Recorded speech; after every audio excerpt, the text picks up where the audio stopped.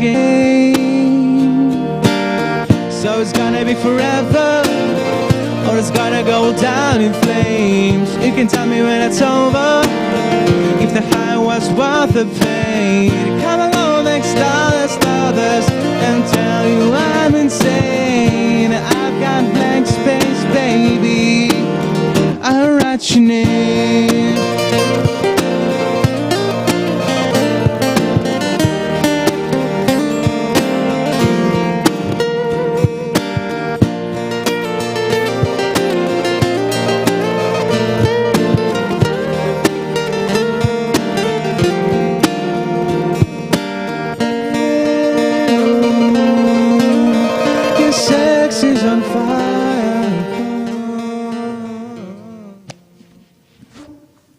Again, hello, you. Welcome to 5th season of UKRAiNATV. I'm going to Gleb. Yes, I'm old. I'm going to Gleb. We have some nice stuff to show you today, tonight, on this green screen we will lay. This is the coolest thing, look. It's so nice. We will say a couple of words about these magazines, and we will show you actually an interview with the person who brought it to us. We met her here. You met her here if you saw our 24-hour stream as well. Kate, she is from Warsaw, but she's originally Ukrainian, and she, well, went in the booth. You can see up there, because they were on the exhibition as well. It's shoes. She was escaping Ukraine when the war started in. This one's right there. So I highly recommend you to watch the interview with her. She did us, and you all probably, the guidance in the exhibition she did. She actually took this exhibition to us, to Krakow. She brought it here. It's really nice, and it's really a strong vibe to hear and to see, and I'm really hyped to see her interview here, because I was not here when it was recorded, so I will watch this as well with you. I'm very happy we are starting 5th season, you know. I'm very happy we survived these 2 years. I'm very happy we had a time to actually get the new energy, a time to chill a little bit. After finish of 4th season, we all got a new energy to start this 5th season. We all got new content. We all met new people. We are ready to continue working as hard as we did these 2 years. So stay with us, support us. Thank you everyone who was supporting us since now. I'm passing mic to Gleb now, because he's holding our seminar. Семен. Icon. Доброго вечора усім. Вітаємо у 5-му сезоні UKRAiNATV. Дуже радий вас бачити, принаймні уявляти вас в собі.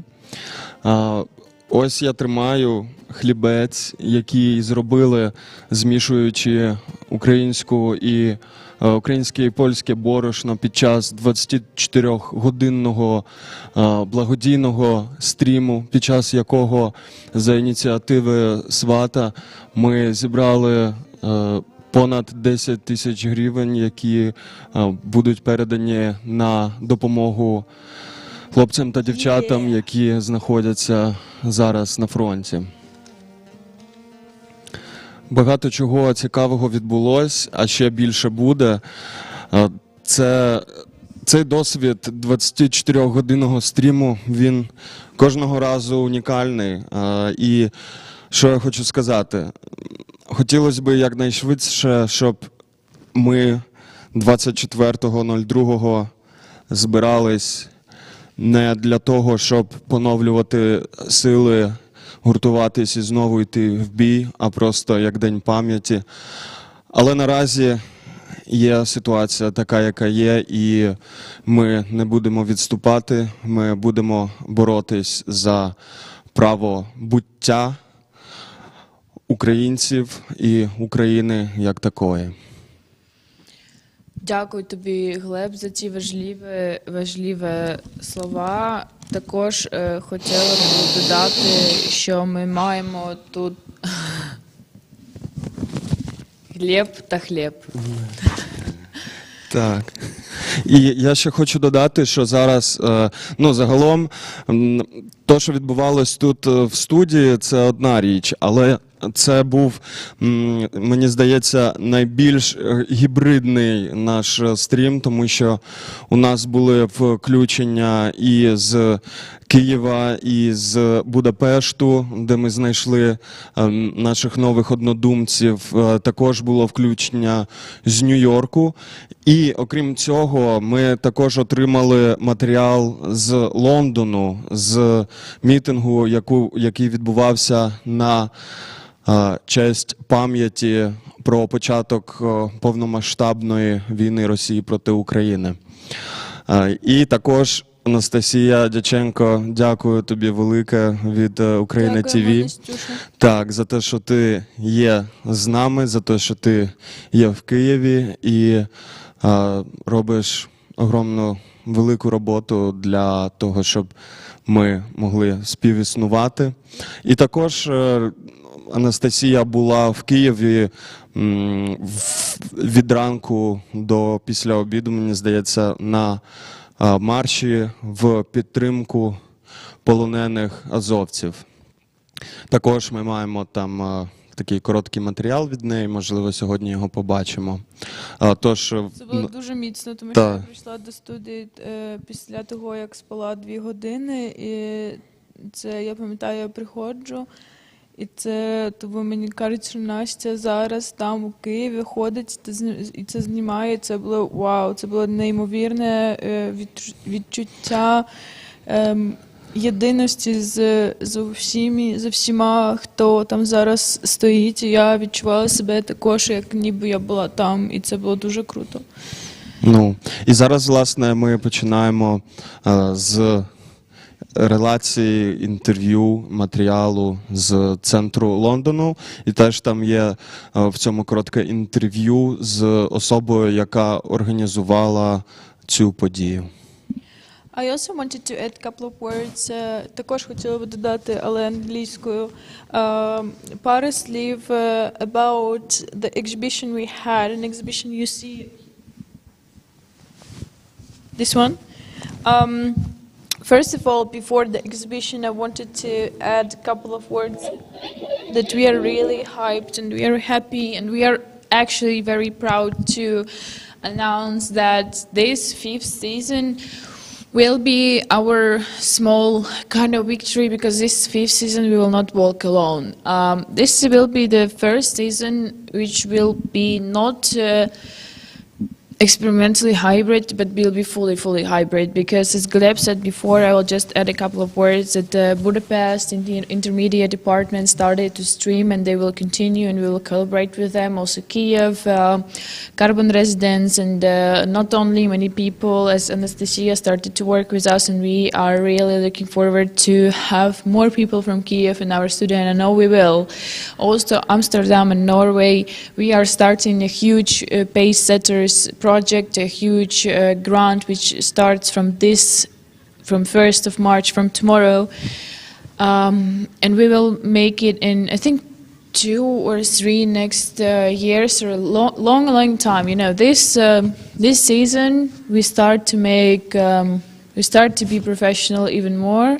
We will try to. Of course, we will still experiment, because we learn every day new things, but it's getting bigger, it's getting more serious, it's getting more real and more hybrid as well, but it's getting more professional. I'm absolutely proud and hyped and excited about this. We are building network, as Roman said. I wrote it, what was the first word? International Stream Art Network dot. As if you will ever see EN is SW, know that Roman thought about this and thought that it will be funny to write it like this, and he told me that. So now I also know. All right, we should go to the exhibition, and this was an exhibition of a couple of artists, not only from Ukraine but also from Poland, I think. It was exhibited in the Cube, and we have here works of Alexander Chepelev, which is, you can see his, maybe I will do like this. This is a very interesting artwork. We saw, and you saw probably if you saw his interview, this is this one. The artwork is showing them with there's a supernova, I think. She's here. You all met her, and we met her in Kiev. She's an amazing photographer. Rom took interview with her. This is Alexander, the artist, and another girl. I think her name is Ola. They made a complete performance from Kiev when we had the Kinky Pinky event. Highly recommend you to see it if you haven't seen. But this artwork is very important in the way he made it and why he made it. So the story behind this artwork is that literally 23rd of February 2022, they had fun in their house because they all lived together, they're all friends. So they made, the party, home party, they made fun, and then suddenly war started. This night they did that. So there was a very important, I think, a moment to make it an artwork. So they were playing like they are leaders of unlegitimate republics, DNR, LNR. So it's like totally straight context. Yeah. All right. So the next one is Nicola Claudius Nerka. I don't know Nerka. What is Nerka on English? Then we also have Chloe Landau. Her clips you had opportunity to see during the Kinky Pinky event in the 2402 event as well. If you haven't, you should definitely do that as soon as possible. And the last one, but the not least, is Ola Yeremeyeva. You can see her works inside. And you can still see these works in our studio. They came up straight from Ukraine. They will not stay long in our studio, so if you haven't seen, but if you want, we highly recommend you to visit us in our studio. We're always welcoming everyone inside, as you know. What about this bread, Gleb? What about this bread? This bread was made of a mix of Ukrainian and Polish grain. And it's kind of symbolic in every possible way. And also today we will have a talk about the situation on Ukrainian border, but also a little bit wider, because it's not only about Ukrainian border. The topic is going all around Europe, and it's really huge and complicated situation in which Ukraine also is a part of.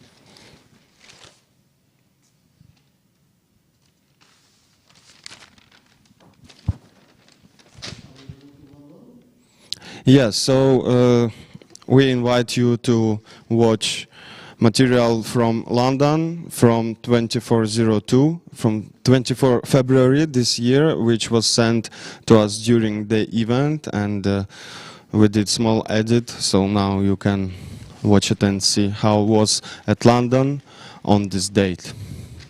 Дякуємо.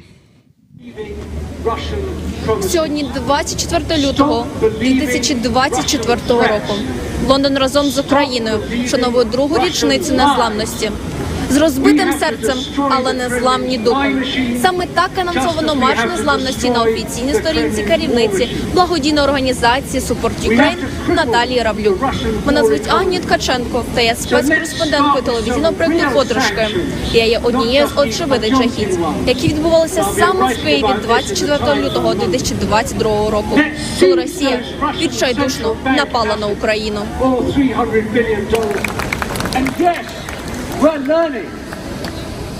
But it's been too little and too late.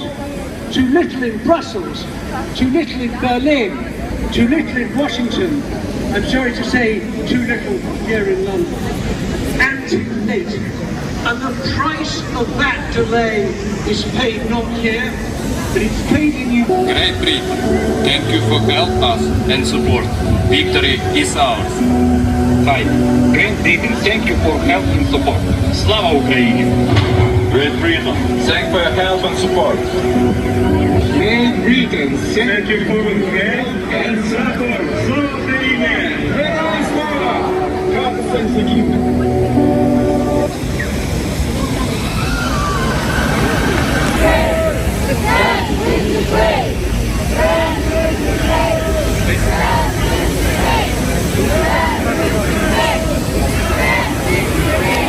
Slava Ukraini! We are about to start. We started already. Thank you very much for coming. It's been 2 years since terrorist state Russia began full-scale invasion of independent country Ukraine. But in fact, this year it's been 10 years of fighting for our freedom. Russia has brought lots of tears, lots of pain, lots of sorrows and death to our native land. Russian terrorists have stolen from us a lot. They have stolen our peaceful lives.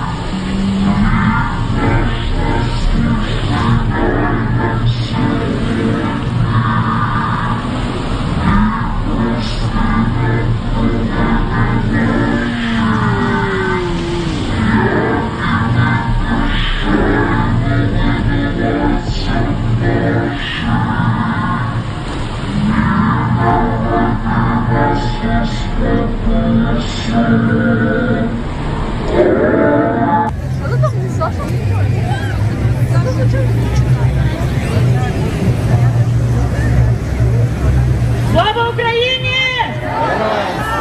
Слава Україні! Слава Україні! Слава нації! Україна! Україна! Україна! Нашим захисникам тричі! Слава! Слава! Слава!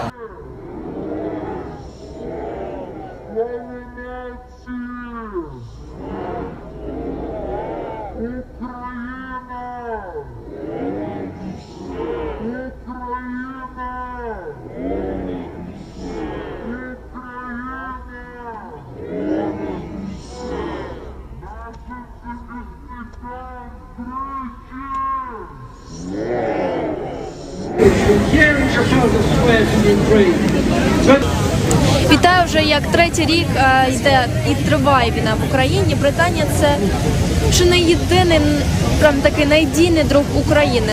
Як прямо зараз, яка зараз ситуація із волонтерством для українців в Британії?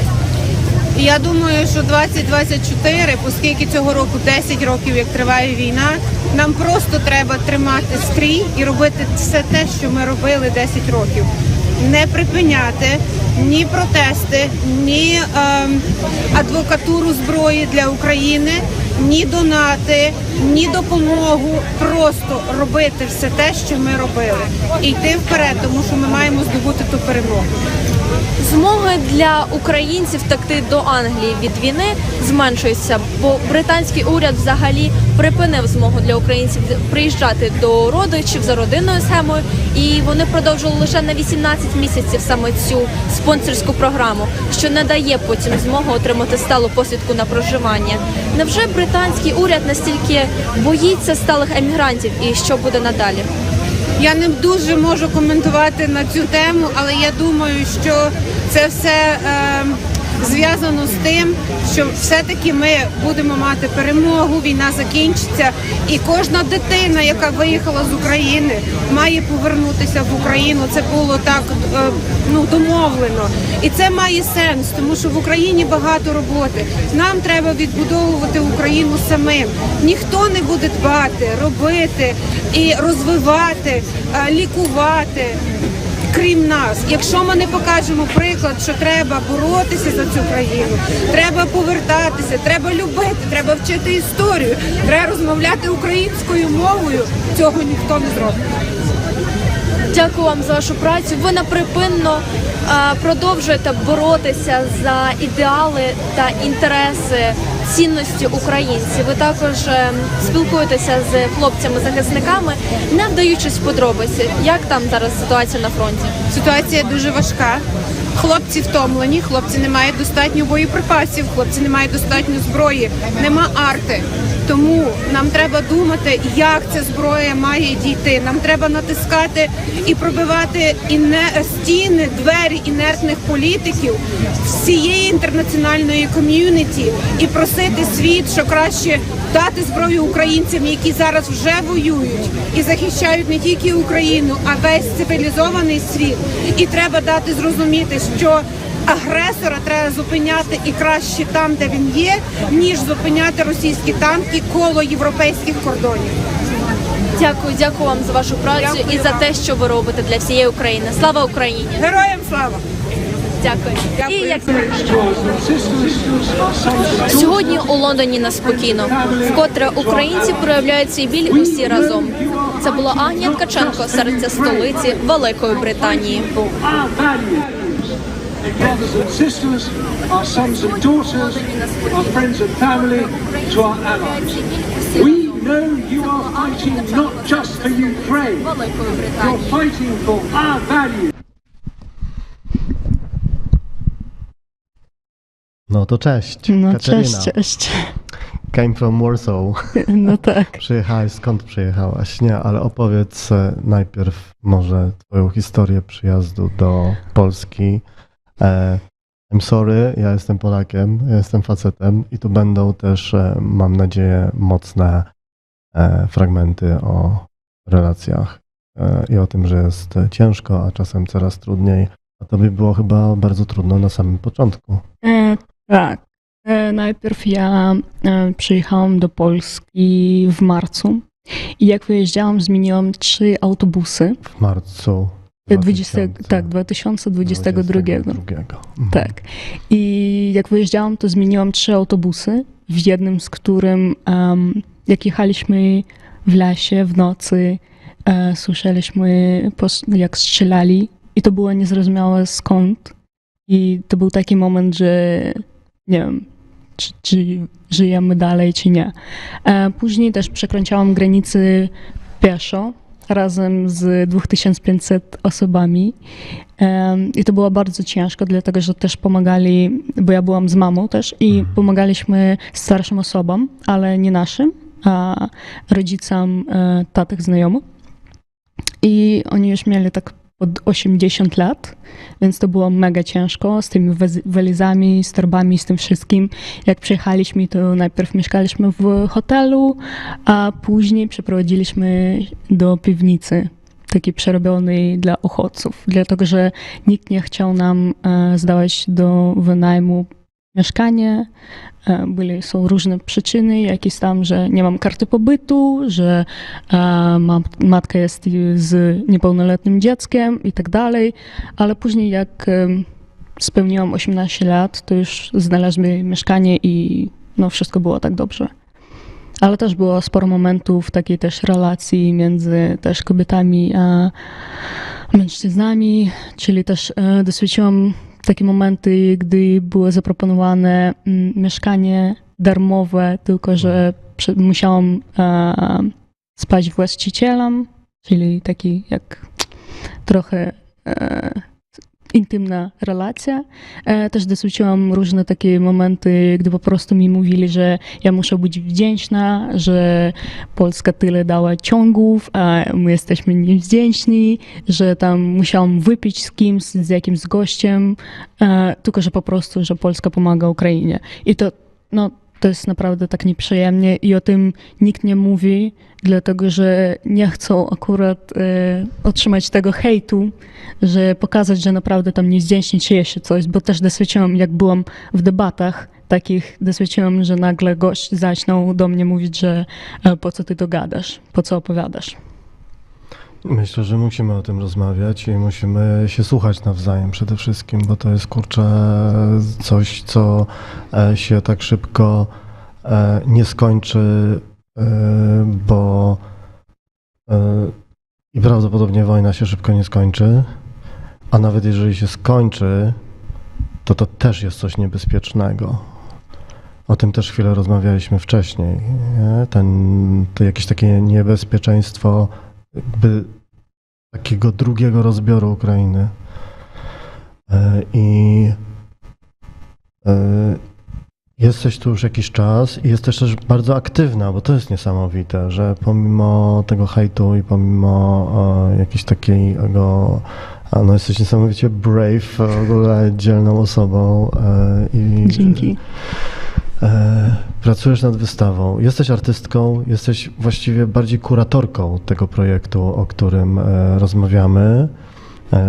Wystawy, która musi być w piwnicy. Opowiedz o niej.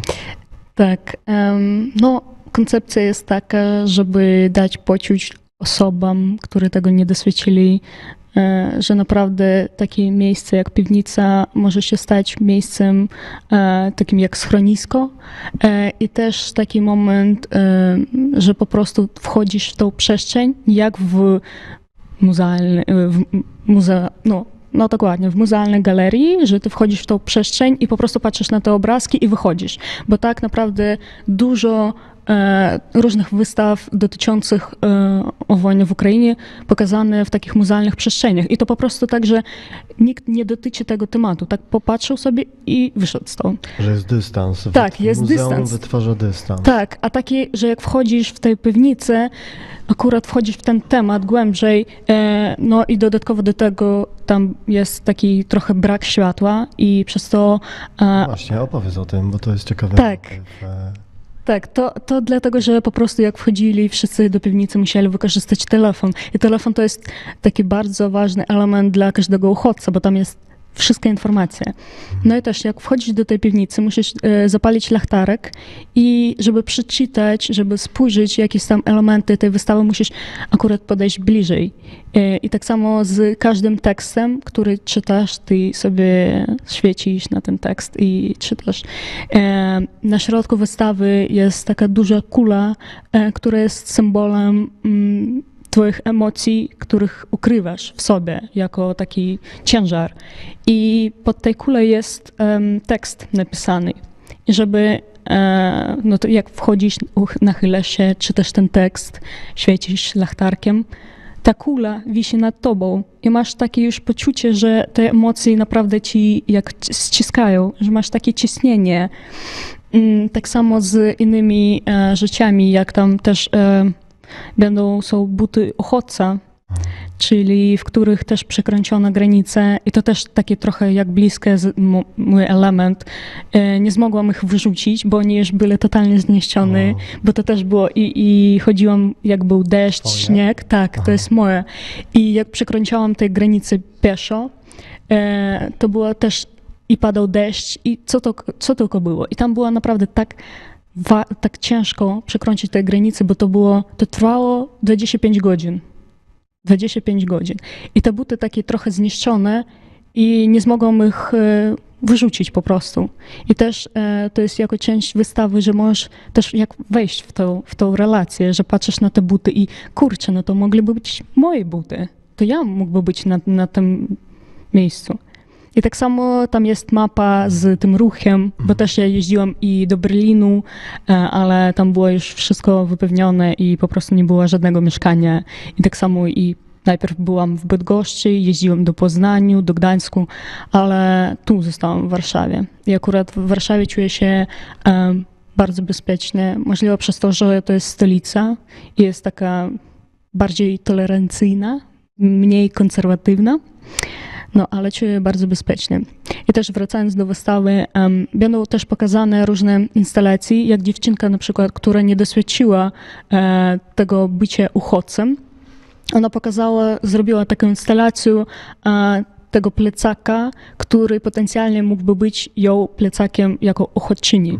Taki autorski design. Nie? Tak, tak. I tam jest pokazane dużo tych kieszeń i też jako przyczepiony ręcznik, czyli taki mini ten plecak, ale wszystko jest tak kompaktne, zbudowane, że po prostu wmieścisz wszystko. I to jest też zbyt ważne, bo ja też znam jedną osobę, która nadal już drugi rok tu żyje w Warszawie i nadal trzyma swoje rzeczy zapakowane w walizach. Czyli ona dostaje te rzeczy, zmienia ich i znowu pakuje walizy. I to też taka zbyt ważna rzecz, żeby umieścić wszystkie swoje ważne rzeczy w jeden plecak. No, tak samo pokażę jednej dziewczyny filmik, taki dokumentalny filmik dziewczyny z Mariupola, który ona nazwała Radość. I to też jest naprawdę to taki mocny sygnał, który ona daje, taki sens w tym, że po prostu pokazuje zniszczone auto i na tle tego auta oni tańczą i śmieją się. I tak patrzysz na to wszystko i w twojej głowie, co? Czemu ty nie płaczesz? Czemu ty się śmiejesz? No co? Wojna, ty musisz płakać. I ten cały sens jest w tym, że po prostu ona cały czas jest szczęśliwa przez to, że ona żyje. No tak. Że zbombardowany dom obok przesiąda, a nie ją dom, że ona nadal żyje i że ten każdy moment, że ona ma możliwość zabrać śnieg, żeby popić herbatę, co ona też pokazuje i ona nadal to opowiada jako szczęście. I też ona teraz wyjechała i jest w Kijowie, pracuje jako graphic designer w fundacji Przytuły. No i bardzo pomaga też jako uczestniczy w takim ruchu, w organizacji pieniędzy na ZSU, co jest też niezbyt ważne i naprawdę jak gadałam z nią, żadnego razu ona nie powiedziała, że czuje się źle oraz, że tam płacze i to też może dać taki, nie wiem, przykład dla innych, że Ukraińcy śmieją się dlatego, że żyją. Cieszą się, bo już jakby dochodzisz do takiego momentu, że rozumiesz i szanujesz życie, które masz, bo mamy jedno i czasami zapominamy w tym komforcie trochę bardziej na zachód. No, to prawda. Ale wystawa ma tytuł Mam dość. Tak, mam dość, dlatego że różny odbiorca może sobie pomyśleć cokolwiek, na przykład ze strony Ukraińców to może być, że mam dość tych emocji, mam dość, że giną ludzi, mam dość, że tam ja, nie wiem, cierpiał ból, a ze strony cudzoziemców to także często można usłyszeć, że mam dość Ukraińców, mam dość tematu o wojnie, że naprawdę jak wiesz, że tam wszyscy wspierają, ale już naprawdę wszyscy są zmęczyli się. I to taki też jak krzyk po prostu. Ukraińcy też zmęczyli się od tego, ale nie można o tym zapominać i ciągle musimy o tym gadać, bo jak przestań, no to. O tym się nie da przestać gadać, bo to wraca przecież, ty to widzisz, twoi znajomi są tam, część rodziny i tak dalej, nie? I wydaje mi się, że ci, którzy próbują się odcinać, to jest jakaś paniczna aktywność, a czasem mam wrażenie, że boją się jeszcze bardziej niż się do tego przyznają i dlatego się odcinają. To też jest coś, co ja sobie w jakimś momencie uświadomiłem tutaj w Polsce, nie? Że ludzie na przykład nie chcą mówić o wojnie nie dlatego, że mają dość, ale dlatego, że się jej od początku panicznie bali i nie umieli się nawet do tego przyznać, że się tego bali, że ona może przyjść tutaj bliżej i tak dalej. Nie? Wiesz, twoja opowieść o butach w ogóle przypomniała mi też taką naszą historię trochę równoległą tutaj chłopaka z kolei z Białorusi, który w klapkach rok temu zimą uciekł w takich, no właściwie ze szpitala bezpośrednio. Uciekł przez granicę i przyjechał tutaj i mieszkał na dworcu przez tydzień i też nasze znajome osoby pomogły mu, on tutaj trafił do nas, też nagraliśmy z nim rozmowę, kupiliśmy od niego te klapki jako coś takiego strasznie ważnego i symbolicznego i potem pokazywaliśmy je gdzieś tam, nawet na wystawie w Nowym Jorku one były, jeszcze nie wróciły do nas. To są takie właśnie rzeczy, przedmioty, które niosą w sobie historię ale ty jesteś taką dokumentalistką też, nie? Twoje doświadczenia są też fotograficzne. Opowiedz też o tym, o takiej historii właśnie. Tak, bo zaczęłam działać jako artystka po skończeniu programu mentorskiego od Odessy Photo Days i później od Sputnik Photos, to jest warszawski zespół. I tam robiłam taki serię wywiadów z uchodźcami i robiłam też portrety, które są pokazywane na wystawie Contraspero we Włoszech. I te wszystkie wywiady też kontynuowali w programie, w organizacji uatlas.org razem z Rafałem Milechem. I robiliśmy różne takie wywiady po prostu, żeby gdzieś to wszystko było utrwalone, czyli taka archiwizacja tych historii uchodźców, bo cały czas ktoś coś opowiada, ale to nie było tak, że archiwalne. I ta strona uatlas.org jest o tym same, żeby to zarchiwizować, żeby każda osoba mogła sobie wejść i to przeczytać, że tam no, takie wydarzyło się. I tyle osób, tyle historii, że to jest po prostu, to jest bardzo ciężko. Ja jak pracowałam nad tej serią wywiadów, która jest pokazywana we Włoszech, przez 1,5 tygodnia nic nie jadłam, tylko piłam kawy i prawie codziennie mi krwawił nos. I to było też zadokumentowane, bo to było takie, że po prostu i psychologicznie, i fizycznie jesteś tak zmęczony o tym, ale to musisz robić przez to, żeby pokazać. I ta dokumentalna fotografia, dokumentalna też jakaś dziennikarstwo, to jest bardzo ważne, dlatego żeby dalej pokazywać, bo też rosyjska propaganda tak działa mocno, że one rozwijają się w tej dziedzinie, w tym kierunku na tyle, że już zaczęli pisać różne komentarze po ukraińsku. I przez to sporo Ukraińców też nie rozumiało, czy to jest rosyjska propaganda, czy to pisze prawdziwy Ukrainiec. I to naprawdę musimy z tym walczyć jak najbardziej, bo no, bez tego nijak. Tak, na pewno. I myślę, że też jest ważne, przynajmniej ja mam takie poczucie, żebyście nie byli w tym sami i same, że to jest trochę taka nasza wspólna walka i też osób z Białorusi i Polaków i jakby całego tego pogranicza Europy Środkowej i Wschodniej, bo ten rosyjski imperializm historycznie zawsze był dla nas wszystkich zagrożeniem i jeżeli nie będziemy jakby razem, to też część tej propagandy rosyjskiej cały czas pracuje nad tym, żeby nas skłócać ze sobą, bo wtedy jesteśmy słabsi. Nie? Wy jesteście słabsi, Litwini są słabsi. No tak. Tutaj też, to są też jakieś tam historyczne sprawy, o których też pewnie musimy, to, że się Polacy z Ukraińcami, no też tam jakiś konflikt historyczny, wydaje mi się, że Musimy nie bać się o tym rozmawiać, nie? I teraz, wiesz, tutaj jakby rozmawiamy i o radości, i o strachu, i o jakiejś odwadze i tak dalej. I wspominałaś właśnie o tej radości, o tej dziewczynie z Mariupola. To jest coś, co mi z kolei przypomniało naszą podróż do Kijowa w październiku 2023, czy jakieś 3-4 miesiące temu. Spędziliśmy tam tydzień i wymyśliliśmy takie w ogóle hasło, że tutaj jest full scale life, a nie full scale war, bo no świetnie żeśmy się tam czuli. Pracowaliśmy 15 albo więcej godzin dziennie, robiliśmy wielki projekt, a jednocześnie nagrywaliśmy wywiady, spotykaliśmy się z ludźmi, planowaliśmy jakieś projekty właśnie na przyszłość, nie? I to wszystko było w jakiejś takiej atmosferze tego, że jest taki entuzjazm, właśnie takie poczucie take your time, nie? Jest chwila,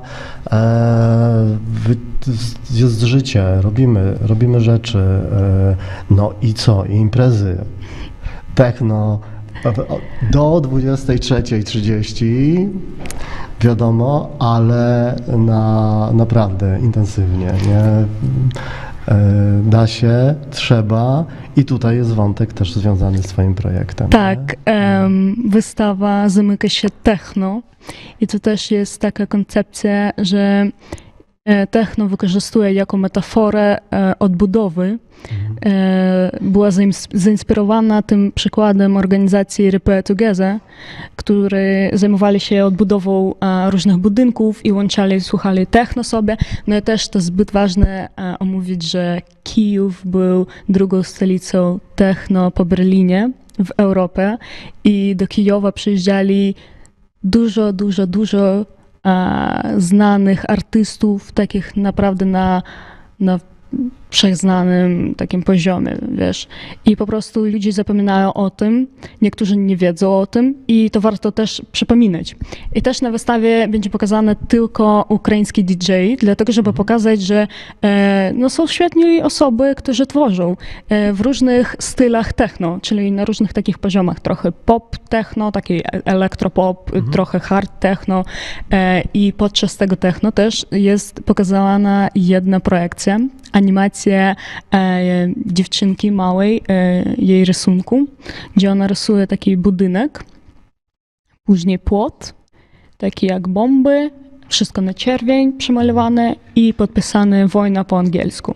I to będzie pokazywane w barze, dlatego że jak osoby wchodzą do tej piwnicy, sobie tańczą, odpoczywają, później wchodzą na bar i nagle pyk, widzą ten obrazek, widzą, że wojna nadal trwa i to przypomina im. I tak samo jak Ukraińcy czują się, że jak chodzą na imprezy, to zawsze pamiętają o wojnie, bo ty wychodzisz stąd i ty widzisz wszystko, co się dzieje. Ty czytasz wszystko, co się dzieje. I dlatego nie ma różnicy, czy imprezuje się, czy nie, ty nadal pamiętasz o tej wojnie. To naprawdę każda osoba pamięta o tej wojnie. To nie jest tak, że jak ktoś imprezuje się, on od razu zapomina się o tej wojnie. Nie. Każdy pamięta. No oczywiście, ale nie można zwariować. Trzeba żyć i to życiem musi wygrać, bo jak wojna wygra z życiem, to przegraliśmy wszyscy w ogóle. I to jest wtedy zwycięstwo tego pieprzonego imperializmu też w ogóle w naszych głowach. Nie? To wydaje mi się, że o tym musimy pamiętać. Nie wiem, kiedy my to montujemy, nie wiem, kiedy my to puszczamy w świat, ale prawdopodobnie wojna trwa dalej, a to, co się dzieje w ogóle geopolitycznie w świecie, no to ma znamiona III wojny światowej i to jest nasz wspólny problem i kontekst, jak dalej żyć w cieniu tego. I nie wiem, uczymy się tego nawzajem od siebie i jakiś rodzaj odwagi, dialogu, radości też, nie? Jakiegoś takiego chwytania życia w tym wszystkim, to jest coś, co musimy sobie dawać nawzajem. No, także dzięki, że jesteś i że robisz to, co robisz. No, dzięki Wam, że też jesteście i pokazujecie to, opowiadacie, bo to też bardzo ważne, żeby pokazywać twórczość Ukraińców nie tylko o tym, że tam ktoś płacze czy prosimy, że też co możemy zaproponować innym osobom, co akurat robimy i tworzymy. No. Wspaniała kultura i wspaniała właśnie energia życiowa, nie? No. Dzięki.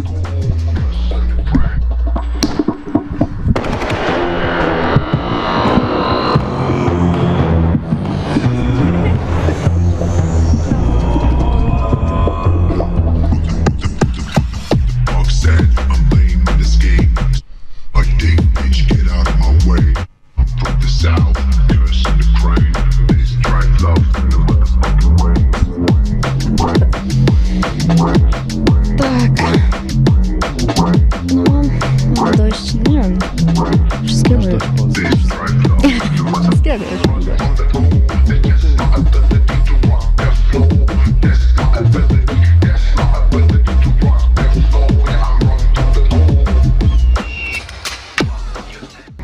Masz już dość? Mam już dość. A ty masz już dość? Czasem tak, ale chociaż ostatnio trochę odskoczyłem. No to super. Na Mazurach? Nie, na własnej głowie. Ale czemu pokazujesz tej kamerki? Myślałam, że górnej puścisz. Wszystkie. Nie, ale tak naprawdę najwięcej mam dojść tego, że mają takie osoby, wiesz, że odpuszczają ten temat. Że po prostu tak samo. Tego, że inni mają dość. Tak, że po prostu, że wiesz, że i Ukraińcy tak samo i cudzoziemcy, że po prostu tak mają to, wiesz, jakoś tak, no nie wiem, już nie ma tej jedności, tego, wiesz, że chęci do walki, wszyscy są tak zmęczyli się od tego i to naprawdę mi tak, nie wiem, zaczepia bardzo. No, tu jeszcze nie jest chyba najgorzej, nie? Jak się jedzie bardziej na zachód, to tam to już w ogóle nawet nie widać tematu, nie? Tak, chociaż dowiedziałam się od jednego chłopaka, że w Brazylii jest wieś, w której gadają po ukraińsku. Oni nie uważają siebie za Ukraińców i nigdy nie byli w Ukrainie, ale po prostu tam zaczęli uczyć się ukraińskiego przez jakieś tam pokolenie i tak nadal trwają, że oni wszyscy gadają po ukraińsku. I po prostu taka jest mała wieś, w której gadają po ukraińsku, ale nie są uważane za Ukraińców i nie związane z tej kulturą. Ale wiesz, ale gadają. I to jest w Brazylii. A to jest w ogóle niesamowite. Trzeba tam jechać w ogóle, zrobić jakiś ten rave. No. No. Ale fajnie tu się leży. Tak naprawdę. Tak jest. Nie wiem. No to stamtąd, tak? Czy... Ukraina, Brazylia. No, a w Brazylii wiesz jak tańczą? Jakie tam karnawale, tu. Są świetni ludzie.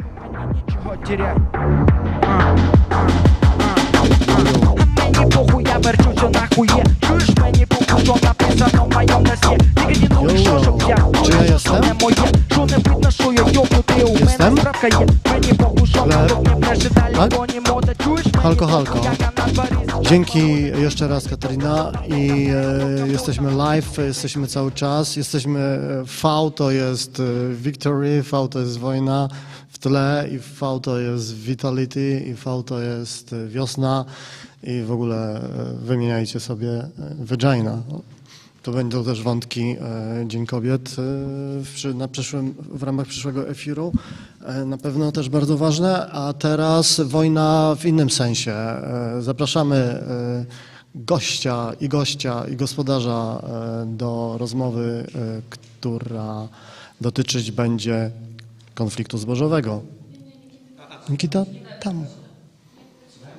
Okej, Nikita, ciepło.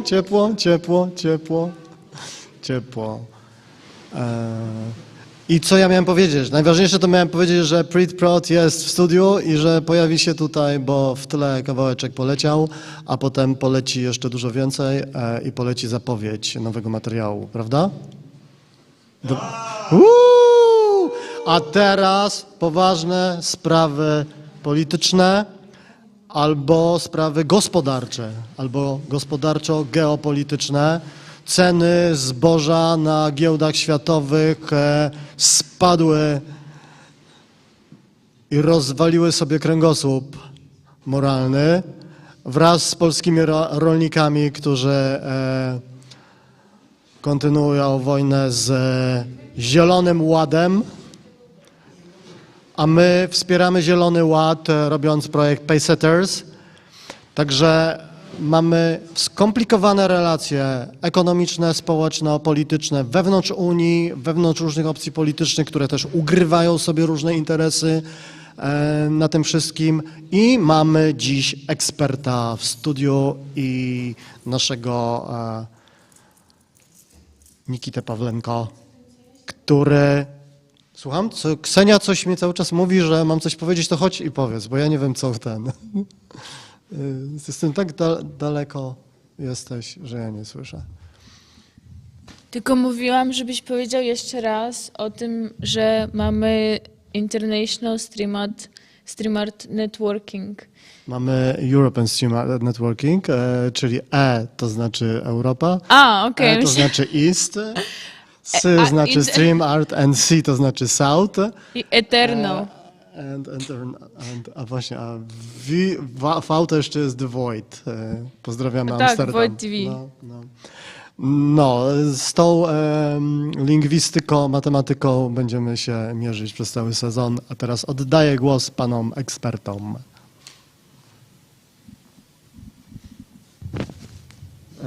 Пане Іване, я вас вітаю на нашому експериментальному телебаченні. Як ви бачите, у нас на перший стадії, скажімо так, перед стадією відкриття, як то кажуть. Дякую вам і сподіваюся, що у нас зав'яжеться дуже насправді конструктивна дискусія про нинішній конфлікт. Насправді є багато про що говорити.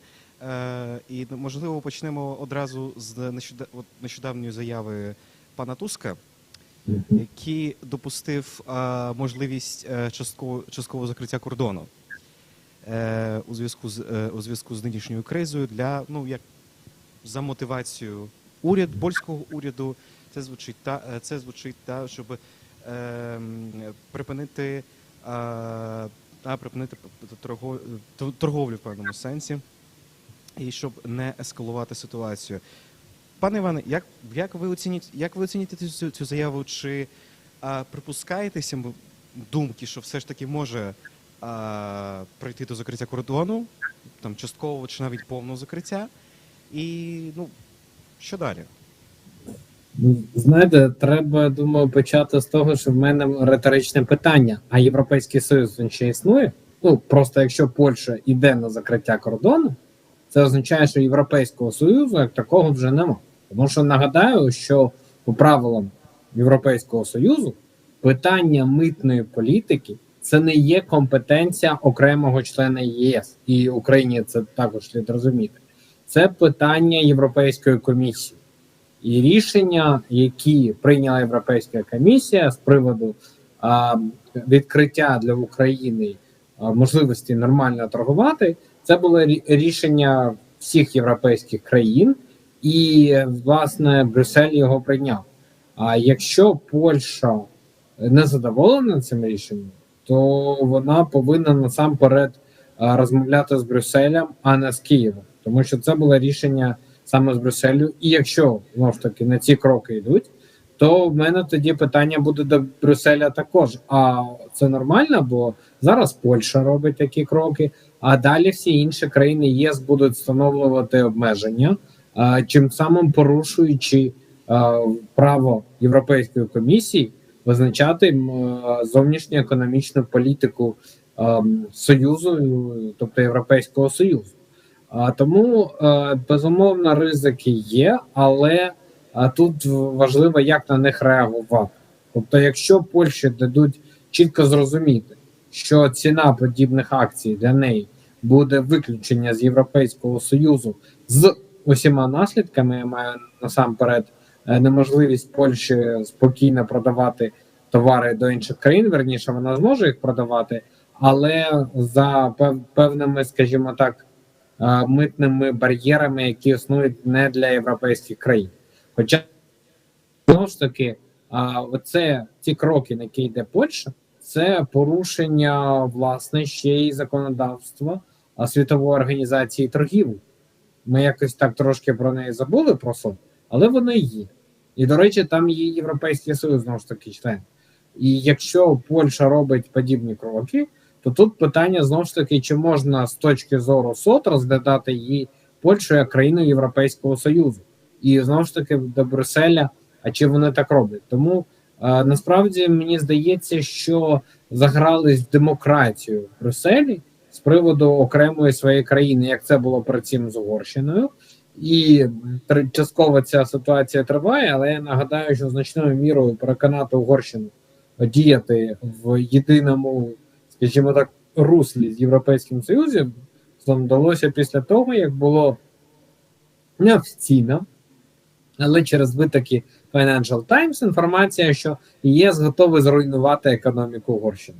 Ось що хоче Польща, щоб Європейський Союз зараз починав плани з руйнації її економіки та перегляду її статусу як члена ЄС, адже вона сама порушує цей статус, отже, не виключає певних обмежень, які, до речі, можуть торкнутися всього Європейського Союзу. Це підстава для України подавати скаргу на ЄС, адже, знову ж таки, Польща – це складова Європейського Союзу. Тобто тут все ж таки більш жорсткі необхідно мати підходи як Туска до всіх протестуючих, так і Європейського Союзу до Польщі. Тобто можна вважати, що до блокади не дійде? Що це просто, в принципі, на рівні офіційної заяви, що на рівні такого, може, застереження з боку польського уряду, але до практичних дій не дійде, бо ви вже вище назвали наслідки. Дивіться, воно може дійти, але польський уряд зобов'язаний буде вирішувати цю проблему навіть шляхом застосування сили. Тому що в іншому випадку, якщо буде ця блокада, я думаю, що треба буде готуватись Польщі до розмов з Брюсселем про того, а може якось і як члена будуть позбавляти якихось можливостей. Знаєте, знову ж таки, Угорщину скандал. А є ж стаття 7 угоди про створення Європейського Союзу, і частина 3 цієї статті, вона регламентує необхідні дії для позбавлення країни права голосу, отже, права впливати на рішення ЄС. Якщо їй щось не сподобається, вона зможе вийти з ЄС, як це Велика Британія зробила. Тому поки що ніхто не каже в контексті Польщі про цю статтю, як про Угорщину. Там не просто казали, там відповідно десь частини першої цієї статті навіть ініціація була позбавлення Угорщини права голосу. Ось зараз такі дії Польщі, те, що вона доволі, скажімо так, агресивно веде себе стосовно Європейського Союзу. До речі, ми з вами розмовляємо про україно-польський кордон. Наскільки мені відомо, і на польсько-німецькому кордоні також є певні рухи в цьому напрямку. Тобто, знову ж таки, повертаюсь з того, з чого я розпочав ефір. А Польща, вона ще в ЄС, чи вже є перспективи її виключення? Ну, а от якщо ви припустите, що все ж таки дійде до закриття кордону і до певного сенсу такої економічної блокади, чи ця економічна блокада загрожує, в принципі, продовольчій безпеці? Знаєте, я не думаю, що вона загрожує суттєво продовольчій безпеці, як вона і суттєво не загрожує експорту України. Логістика експорту України, вона насамперед орієнтована на використання Чорного моря. Для нас це було важливо використовувати Польщу та сусідні країни в перші місяці від початку повномасштабної війни. Тоді у нас не було можливості користатися Чорним морем. Але потім, нагадаю, була Чорноморська зернова ініціатива. Вона проіснувала рік, а потім Росія вийшла з неї і сказала, що все, тепер вона не буде дозволяти нам використовувати Чорне море, але, як показала практика, ми ще і як почали використовувати Чорне море. Єдине, що ми втрачаємо час і, відповідно, гроші на альтернативний маршрут, коли замість того, щоб на простець по Чорному морю до Босфору, на всі суди, які заходять в Україну, вони вантажаться і далі йдуть територіальними водами України, Румунії, Болгарії і далі на Туреччину. Тобто втрачається час, але тим не менш обсяги є, бо більше, попри певні навіть протести у Румунії, Румунія відіграє важливу роль у організації логістики постачання Україною зернових, і я не виключаю, що в обмін на це Румунія буде просити Європейської комісії певні кошти на створення цієї логістики. Румунія вже будує автобан Молдова. До речі, завдання для України буде побудувати дорогу з іншої сторони. А для того, щоб цей маршрут був, тоді була можливість направляти через Румунію ще більше вантажів, насамперед сільськогосподарської продукції. Нагадаю, що півроку тому міністр, якщо не помиляю, сільського господарства, ну може логістики, Румунії, він казав, що теоретично Румунія може забезпечити щомісячне експортування 4 мільйонів тонн зернових з України, враховуючи, що наш експорт це там трошки більше 5 мільйонів тонн. Тобто фактично Румунія може практично весь покрити експорт, і це ж суто територія. А підкреслюю, ми основні маршрути використовуємо море. Тому тут особливих втрат Україна не понесе. А що стосується Польщі, то знаєте, ось там же піднімалось питання, що ось що засилля українського аграрного експорту, що у нас проблеми. А знаєте, є таке гарне джерело, називається Trade Map.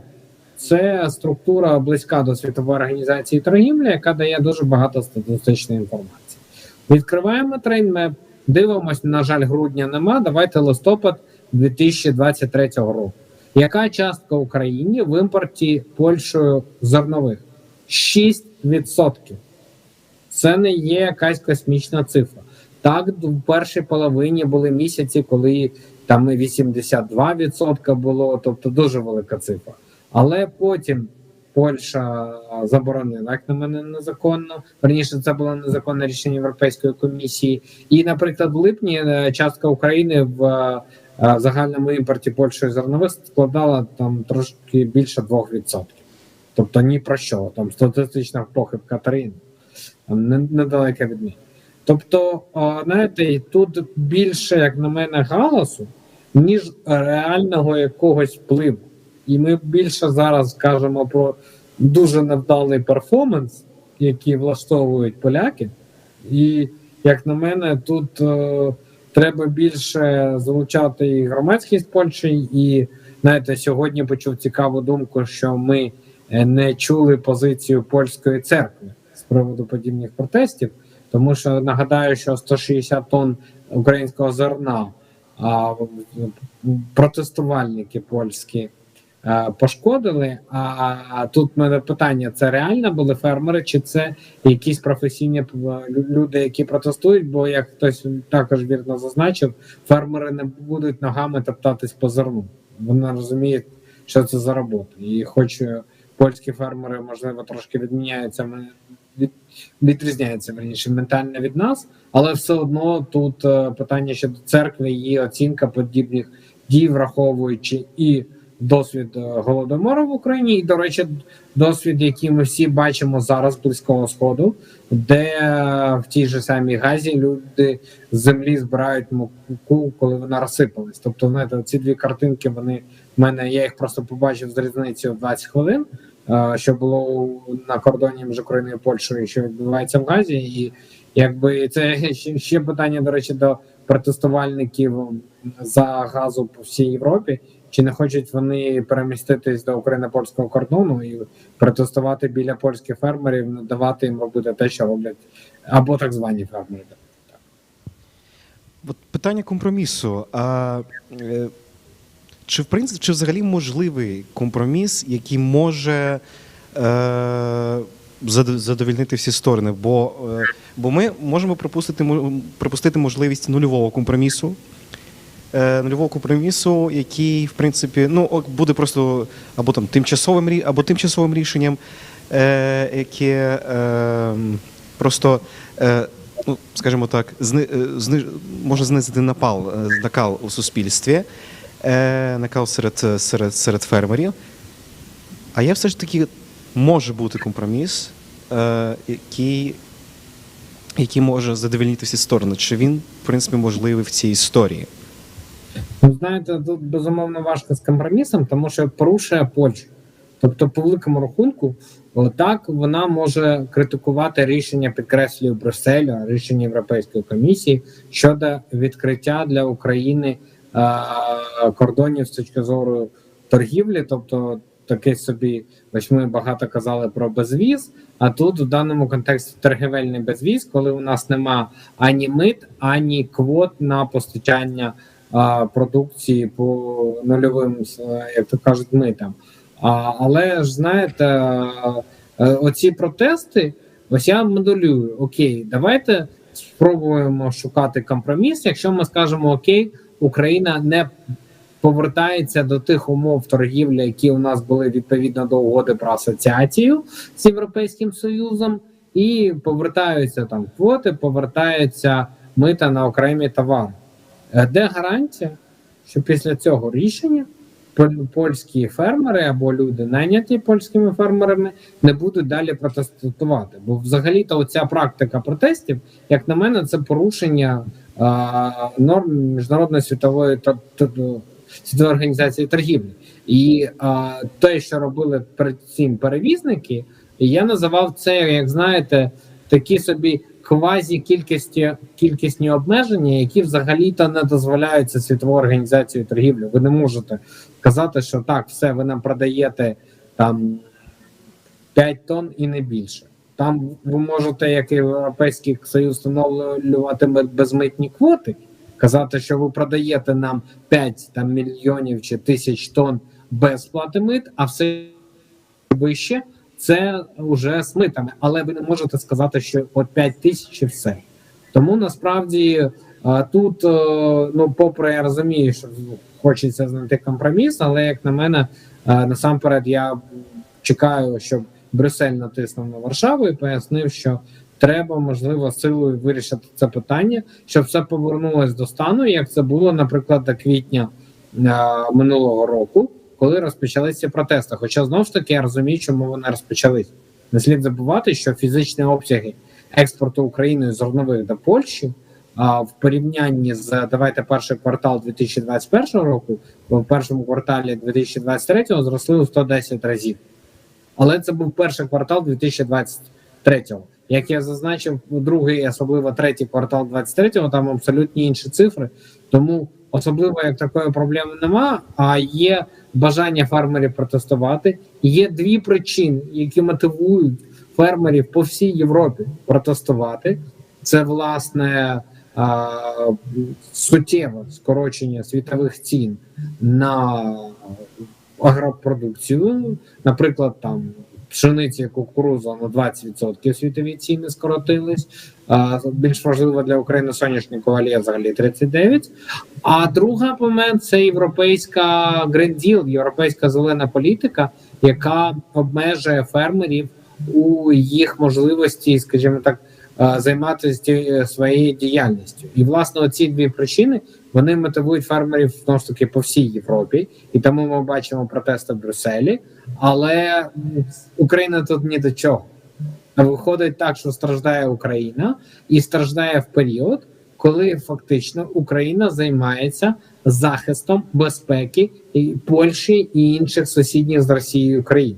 І тут, з приводу, ось, якщо вже організовувати силовий тиск на цих протестуючих, необхідно їм чітко дати, зрозуміти, змоделювати картину того, що їх діяльність може призвести до економічних проблем в Україні, які призведуть до того, що Україна може через економіку програти цю війну. А якщо Україна програє війну, то тут вже Польща, вона буде наступною. Це не буде питання там Десь колись це буде, можливо, через рік, можливо, одразу, можливо, через, як пише Німецька рада з питань зовнішніх відносин, через там 6-10 років, але це точно буде. І чи готове польське суспільство через своїх фермерів, власне, бути частиною війни, причому війни на власній території? Ну і в польських медіа активно зараз поширюється інформація про зустріч Дональда Туска з фермерами. Як ви вважаєте, що очікувати, в принципі, від цієї зустрічі, якщо так, ну, трошечки зазирнути в цю політику, і що чекати для України від тої зустрічі, чим вона повпливає? Чи будуть якісь рішення, чи будуть певні рішення, які впливають? Ну, дивіться, по великому рахунку, я думаю, що в Україні є певне розчарування, тому що, я нагадаю жарти, що казали, Туск прийде, порядок наведе, натякаючи на те, що Туск більш проєвропейський, але на практиці він не виявився таким же проєвропейським, як його попередники з «Права і справедливість» партії, він залишився повністю пропольським.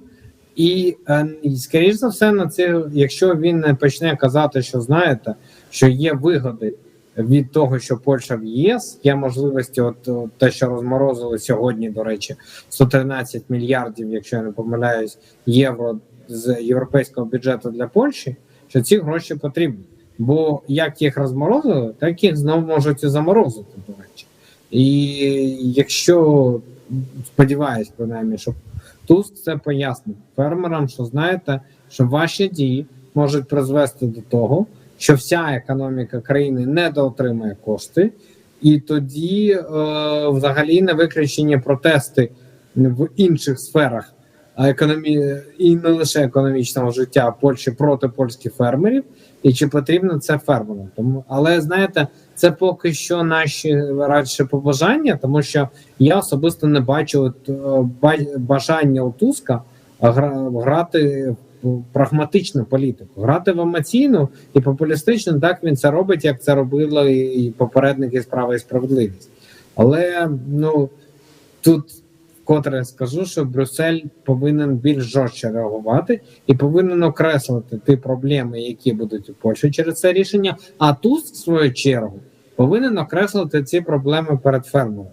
Сказати їм, що, знаєте, не випадково світ вибрав модель вільної торгівлі без обмежень, бо як ви зараз обмежуєте Україну, так завтра та ж Німеччина, інші країни Європейського Союзу, мотивуючи це тим, що Польща пішла на порушення правил ЄС, почнуть самі, попри те, що вони всі знаходяться в Європейському Союзі, обмежувати Польщу в її можливості нормально продавати товари до інших партнерів по ЄС, чого, безумовно, Польщі не потрібно. Тобто, але тут поки що я не бачу, підкреслю, волі Туска вести розмову в такому ключі. Але хто його знає, все може бути. Ну і може на сам кінець, ще може такі запитання. От які саме в цю секунду, які заходи потрібні для того, щоб трохи деескалувати, тобто зняти трохи цю напругу у цій ситуації, у напруженості на україно-польському кордоні, тим більше враховуючи наслідки більш ширшого зернового конфлікту? Ну, насамперед, все ж таки, зрозуміти, хто протестує. Тобто це фермери, чи це якісь провокатори? Тому що якщо це провокатори, а я не випадково казав, що фермери не можуть топтати зерно, у мене тут є питання, якщо це провокатори, то це питання до польської поліції, чи готова вона приймати силові рішення. Якщо ж ні, то просто провести, можливо, зустріч представників кіл України і фермерських України і Польщі, продемонструвати їм статистику, що українське зерно – це не якась там левова частка, це від місяця 6-10%, останні принаймні листопад, жовтень, вересень, серпень, оці 4 місяці взяв. І казати, що давайте, все ж таки для України пріоритетне це не польський ринок, Тому, можливо, попри те, що підкреслюю, це ми йдемо на великі поступки, Україна, ми будемо брати на себе зобов'язання, що наше зерно все ж таки буде перенаправлятись з території Польщі до інших країн, а не осідати, власне, в Польщі. Що, в принципі, нам також повинно бути цікаво. Єдине, що якщо польські фермери зараз почнуть казати, що ми не хочемо, щоб ваше зерно було у Німеччині, то тут взагалі-то будь-які домовленості – це мотивування наступних подібних протестів і протестів ЄС. Тому, попри те, що ось кажуть, що треба знайти компроміс, я боюсь, що цей компроміс може бути мотивацією наступних подібних дій, які точно вже підірвуть єдність ЄС. І тут, як то кажуть, все ж таки насамперед Брюссель повинен продемонструвати жорсткість і дати зрозуміти протестуючим польським фермерам або, підкреслюю, провокаторам нанятим їми, що буде жорстке вирішення питання. І ось там 2 статті було проти того, скоріше за провокатора, який нацепив плакат «Путін прийде в Польщу» і Брюссель, і радянський прапор. От що це буде не поодинокий випадок, а їх буде достатньо багато. Думаю, лише такі жорсткі кроки, вони, власне, і дадуть зрозуміти полякам, що давайте повертаємось до якоїсь старої торгівлі. Україна, знову ж таки, можливо, вкладемо меморандум про те, що будемо сприяти тому, щоб не лишалось, наскільки це можливо, 100% ми це не забезпечимо зерно в Польщі, а йшло на інші, більш важливі для України ринки. Я вам дякую за цю дуже продуктивну і конструктивну насправді дискусію. І дякую, що ми трохи внесли, в принципі, ясність у цей конфлікт. І так закінчу вже по-польську, тому що для наших польських слухачів і глядачів. No, trochę podsumowując, dzisiaj tak porozmawialiśmy trochę, wnieśliśmy taką jasność na temat tego konfliktu, było bardzo dużo dezinformacji, jeszcze szczerze, pomiędzy mediami.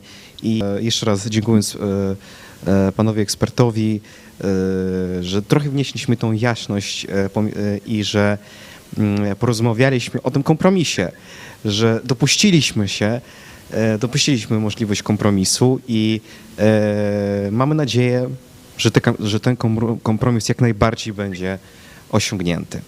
To z mojej strony wszystko. Слава Україні! Героям слава! Героям слава!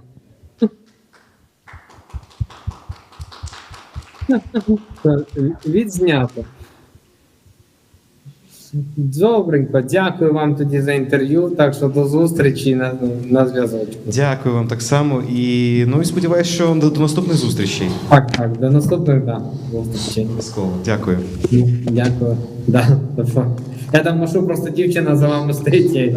Також. Насправді з моєї спиною дуже чудова команда, яка хотіла би так само з вами привітати. Менше взаємних маніпуляцій. Дякую ще раз за Дощ Москви на наших землях, дощ непорозумінь. Не możemy się wzajemnie upokarzać. Nie możemy upokarzać ani ukraińskich, ani polskich rolników. Potrzebujemy jedności, potrzebujemy rozwiązań między nami, Ukrainą a Polską і на poziomie całej Європи.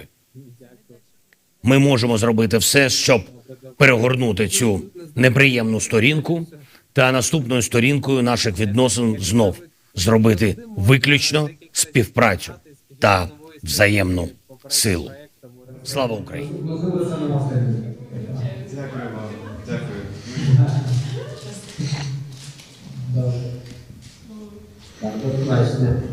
Do pobaczenia, dziękuję wam.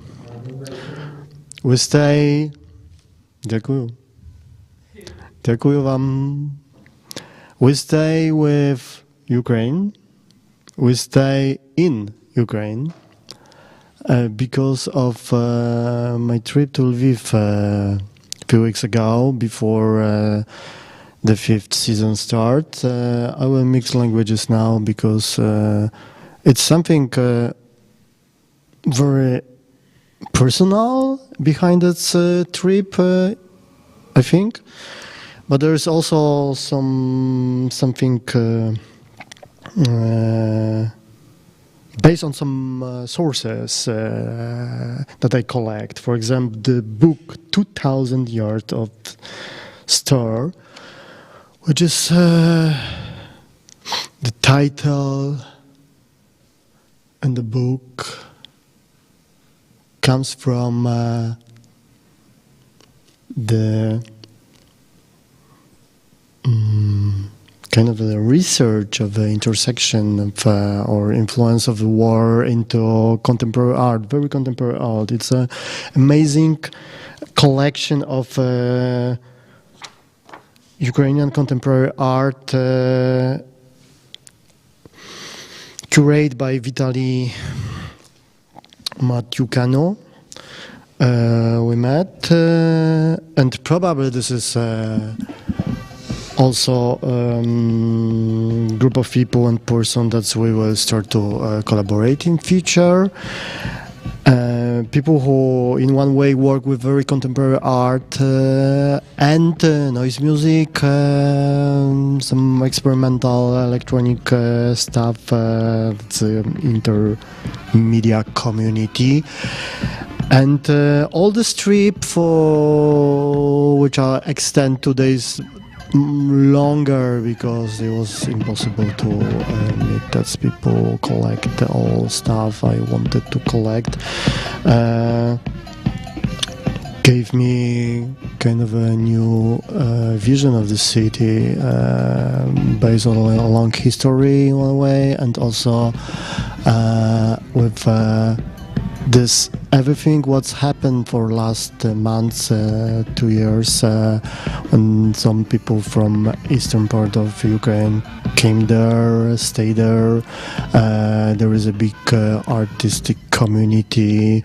There are places, there are people, there are formal and informal forms of activity that I think we will try to link with our daily, in one way, research-based in frame of Pacesetters project, ongoing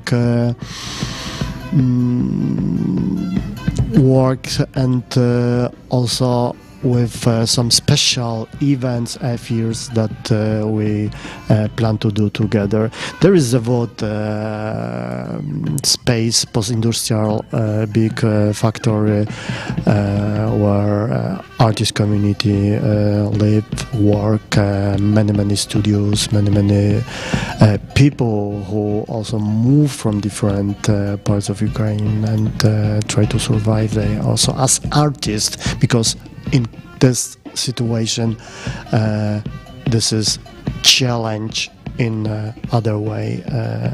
It's not only about being artists in this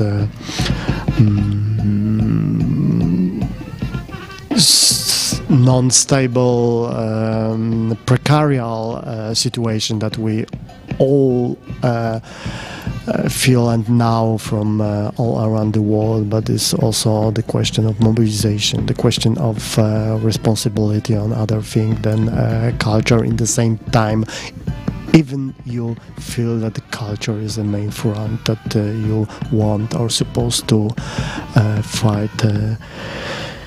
And there are also very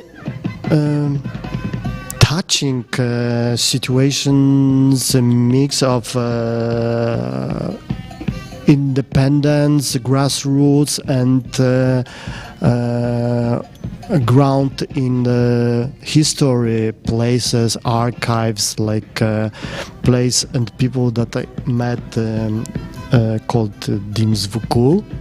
the House of Sound, which is based on the public Lviv radio, which has now like a newborn activities based on the archive, based on the properties, also big blocks in the center of the city, and possibilities to develop that complex of opportunities into something into future ability, I could say. That's a multimedia center, educational hub, working with audio, working also with streaming. That's we start to talk about, and some collaborations in future. Municipal Art Center is also another place that I really recommend to visit. I saw very small but so full of content and based on deep research exhibition about independent music production, the end of 80s, beginning of 90s, small record labels and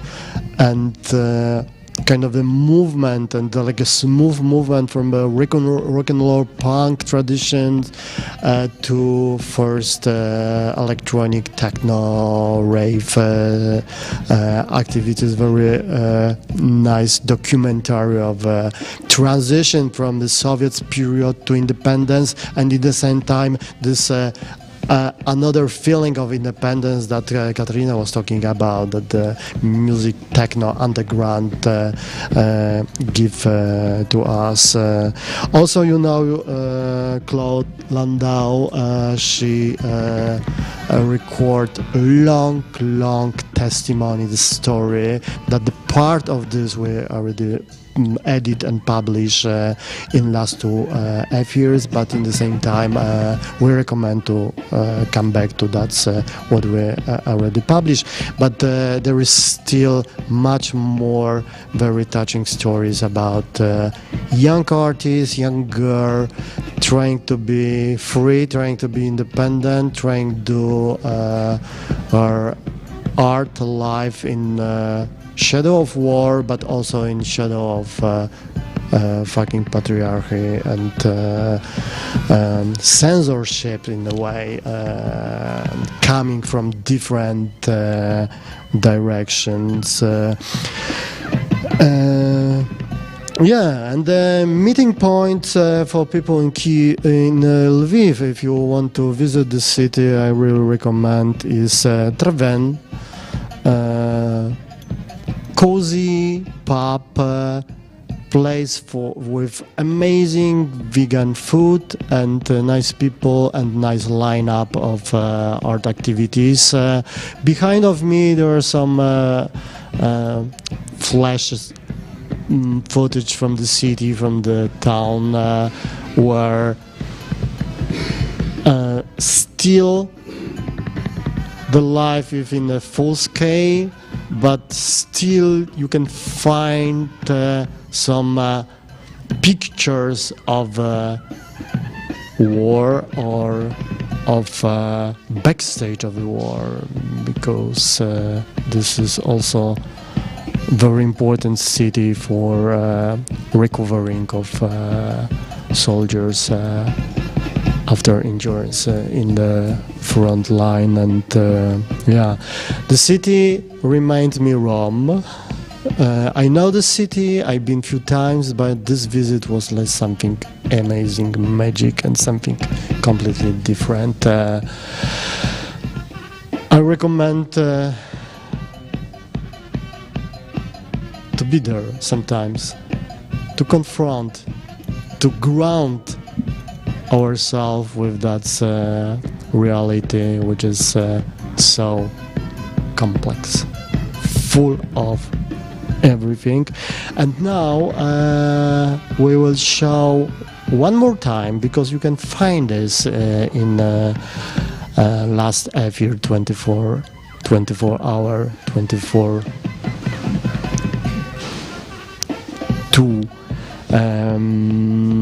But this is new edit.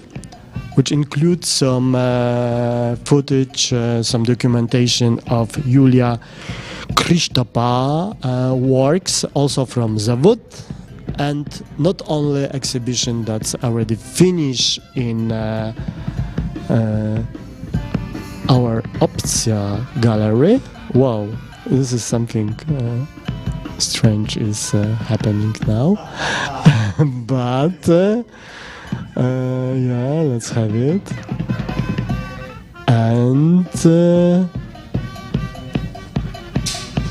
there are also some footage from the places I'm talking about now, from beautiful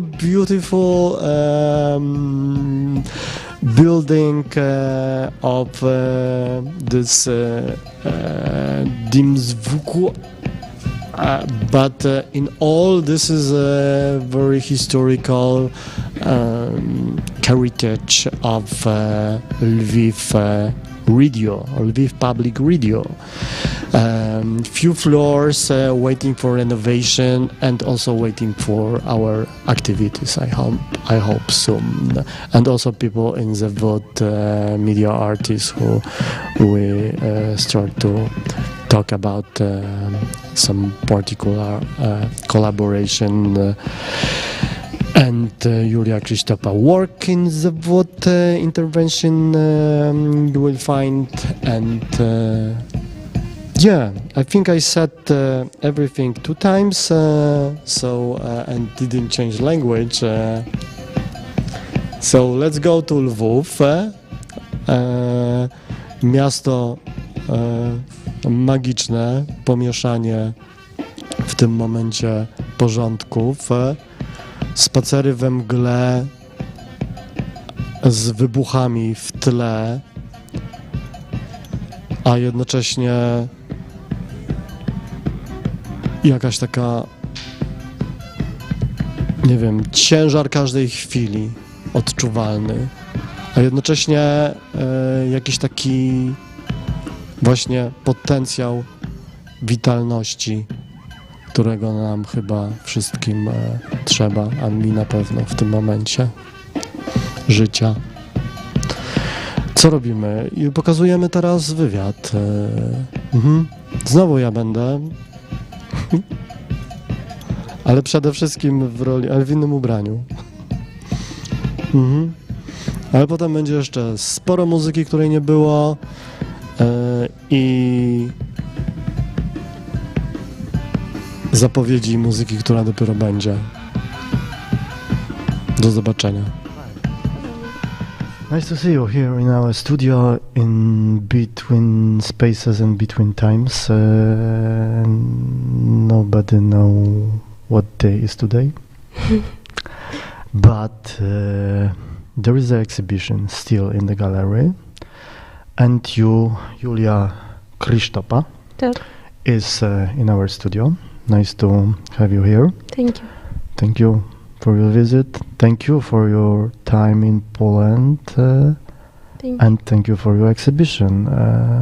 Tell us a little bit about that 2 installations. The first is related to your city, where you spent your childhood when you was born. Yeah.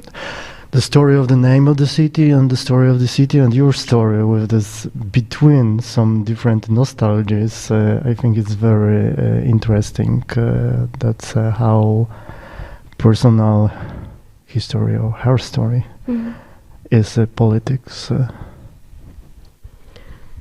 So the idea for the project about Czerwonograd, it was in my mind for a long time now, because I was like a long time I was frustrated about this, thinking about my native city and how it just stays in one lane and does not want to move forward.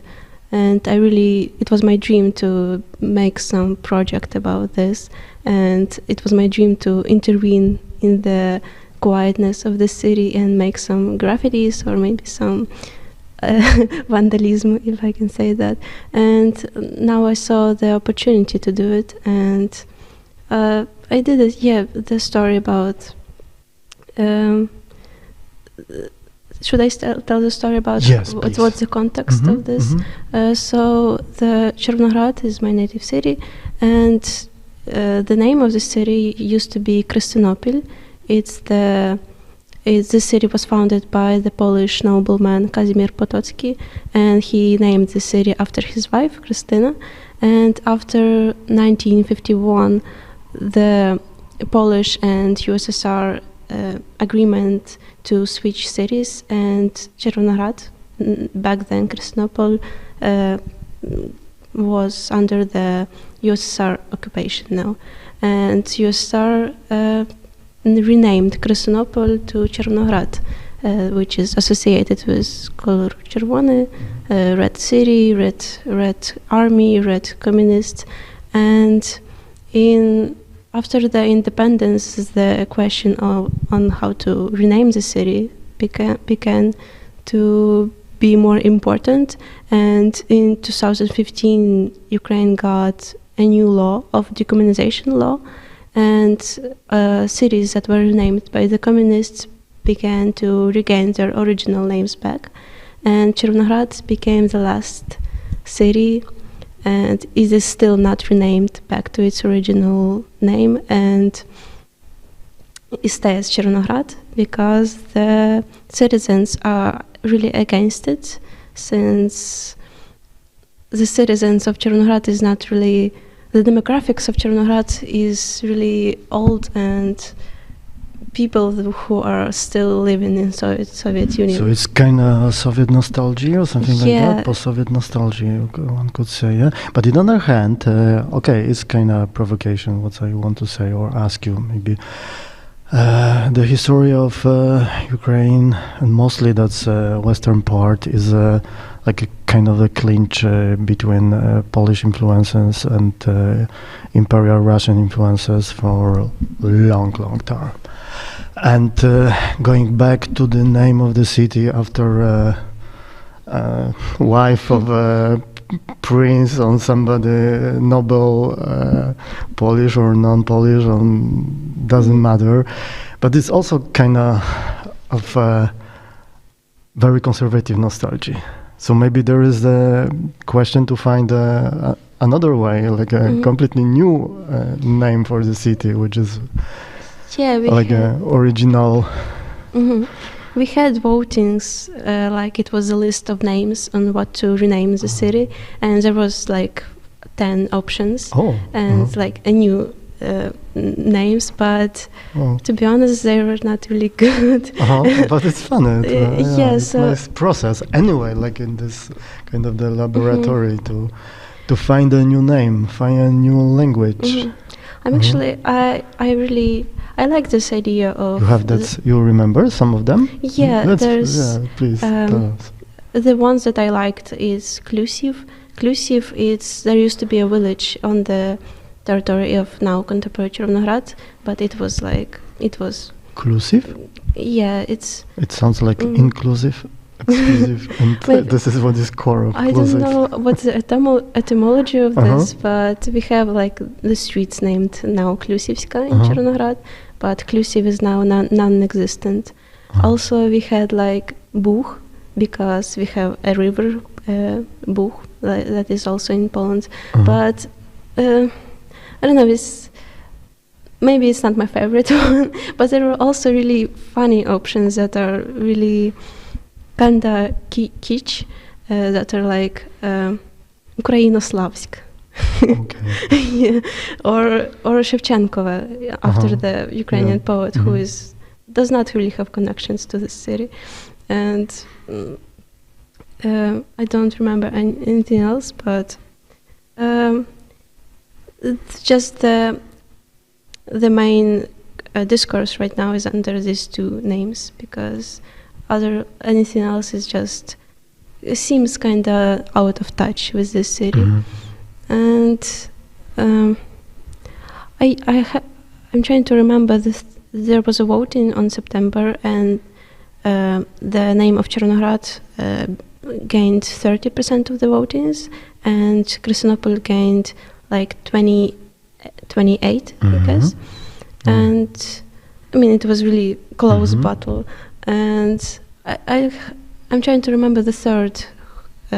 What is the third place of this name battle was, but not this old one, Christina. No, it was second place. It was second. Yeah. Okay. The first one was Chernohrad, so Chernohrad got renamed Chernohrad, so it was no really any difference. And unfortunately, I can't remember. Yeah. Okay, so it's your hometown. Are you going back there, or are you going back to Lviv now? I'm not living in Chernohrad for like 3 years now, since I went studying in academy in Lviv, and I don't really want to go back because there's no much to do there. I imagine. I visit Chernohrad time to time to just visit my family and like that, but there's no really perspective on what to do. So I'm staying in Lviv, I guess. So there is your home now? Yeah. And this is another part of the exhibition, like idea, conception of home, house, what it means for you. It's like a very symbolic and probably because of war also. Yeah, it's something that start to be more and more conceptualized. It started, this idea for this project, actually with my arrival here. We had like meetings of all the Erasmus students, and we had like some questionnaires, and my team won planners, like the little notebooks that like you write your plans there, and everyone received it. And I saw that like kids from other countries have different meanings, what is this planner means to them. And I just felt really unfair, because I mean, this planners, it means that I have to write my plans. There are some plans for the future and like that. But in Ukraine, like, I got used to this this idea of you should not plan anything for like at least 1 month, because it is no use to. You just everything can change. It's really unstable, and yeah, you should just make plans like from 1 month ahead. That's it. So, and after that, like any other students from all over Europe were coming up to me and like, "What's your plans after the graduation? Like, what are you gonna do?" And I'm like, "I don't know. I'm not planning that far ahead." So that just this symbol of this planner gained other meanings to me, and I decided to not to write anything there, but to cut it in some specific. It is also presented on the exhibition. This planner, I cut them in the. There's one. There is form of Ukrainian folk art called Vychenanka. It's relatively really contemporary way of form of folk art. It is the patterns symmetrical patterns you cut out from the paper, and I started cutting out this planner because I thought like, well, this is the meaning I can give to this planner, just to preserve something that is my identity. And after that, this idea got a little bit developed, and I thought maybe I wrote a description about this idea, and I wrote a sentence there like, my future can be determined by the rocket through my windows in my home. So I thought maybe we should do a little bit more illustrative of this sentence, and I did literally a little house with the patterns cut out there. So this was the idea of little house on that exhibition. Yeah. So it's more about presence than about house and home. Home is like where yeah, the home is in presence, not in the space, but in the time, in this short period that you are. And but let's try to think about future anyway, because I think this is what you said. In one way, I have a big request. I have a big how to say, respect and like a feeling that maybe it's something over my imagination sometimes. You know, what you feel daily, what people in Ukraine feel. That I just came from Lviv and met people there who are afraid to leave an apartment, to go to the street, because also this mobilization things in front of guys, especially for artists, I think for people who, I don't know, maybe it's not the topic to develop now, but still it's a very sensitive and very complicated situation. But in the same time, I think the conception of future in all Europe is very unstable now. Yeah, Gen Z has no future. Gen Z is, I'm sorry, you are in the worst moment, not only in Ukraine. And there is no job, there is art is finishing as a conception for freedom for last 200 years. It worked, but it's, I think, it's, but in the same time, that's tensions and that's laboratory, which Ukraine start to be, it's in a way like a place and the moment to reinvent future. And this is also something what you're supposed to take to your heart, I think, and try. Let's try to talk about future. Let's try to talk about, I don't know, your imagination about, I don't know, better future or any future in next few months. Yeah, of course, like every end is, it's the start of something. Yeah. And of course there is future in this, if think in this way. Just, of course, I can imagine like future in like in the best way what can happen like couple of months ahead, and it is possible. It just sometimes it's really I don't know. It kind of you get sad a little bit thinking about this. So, but of course, let's imagine happy future and what can be in the best way possible. But what's the point? What's the point? Yeah. Change the world to better.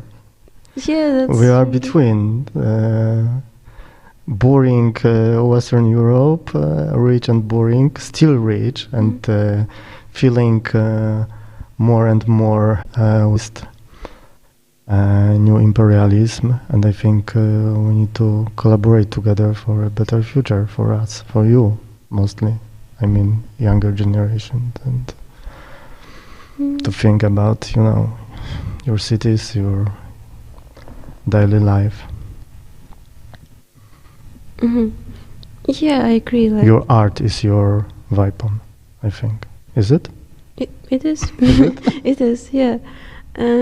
Yeah, that's what people ask me if I'm staying in Ukraine. And I always say that I do stay in Ukraine, and it is the perspective on the future. That's my statement that I'm staying in Ukraine. You want to stay, that's because I can see that maybe Ukraine needs people, and it's my decision to stay and just to give what the best I can give. And in this case, it's just trying to say something with my art.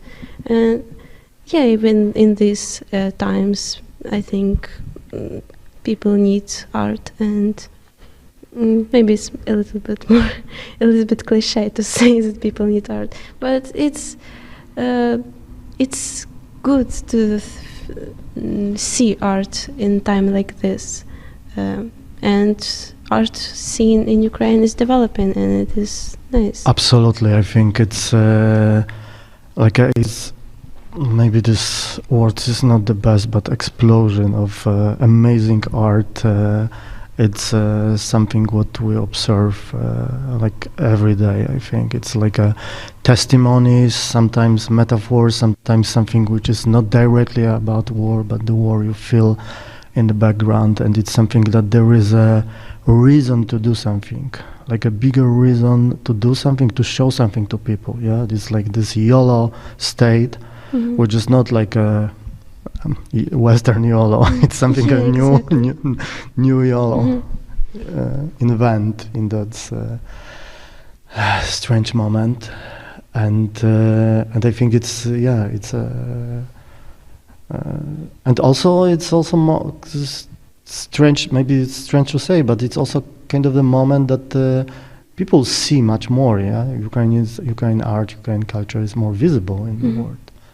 So it's also important that is a moment. I remember this many years ago, like Central Europe, like a Polish, Czech art was like people from West was like oh, what's happened there? Yeah, it was, now it's like nothing is happened here. Yeah, only UKRAiNATV, and much more happens. Yeah. Yeah, during those times, like it's much more about strong emotions. So it is about there is more art. Like I witnessed this, like when the invasion started. Like I explored a little bit. A lot more artists, like in every sphere of art, music. How it was for you in this the very first moment, like the first night, first morning, almost 2 years ago? Oh, I remember how it was yesterday. I mean, I was first year in academy, 17 years old. I was doing my homework at night, like 3 a.m. I finished my homework of 24th February. And I went to sleep, but I remember that I texted my friend that I feel like something is gonna be this night. I feel weird, and I woke up at 8 a.m. and saw this message from my friend that it happened, and I already got bombarded with this stream of news, and it was just bleak. I feel empty, and for a long time, for like 4 months, I don't remember like first months of the invasion, because I guess it was state of some derealization that had, like, when you can't accept the reality, so you don't see the reality. So yeah, and I was in Lviv back then, and I heard my first air alarms, but then I went like the exact same day to Chervonograd to wait a little bit. My mom took me; she couldn't leave me there. Of course.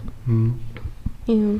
But what about academy then? Do you continue like daily activity as well? No, it was like we tried to. This semester was really like it was a mess.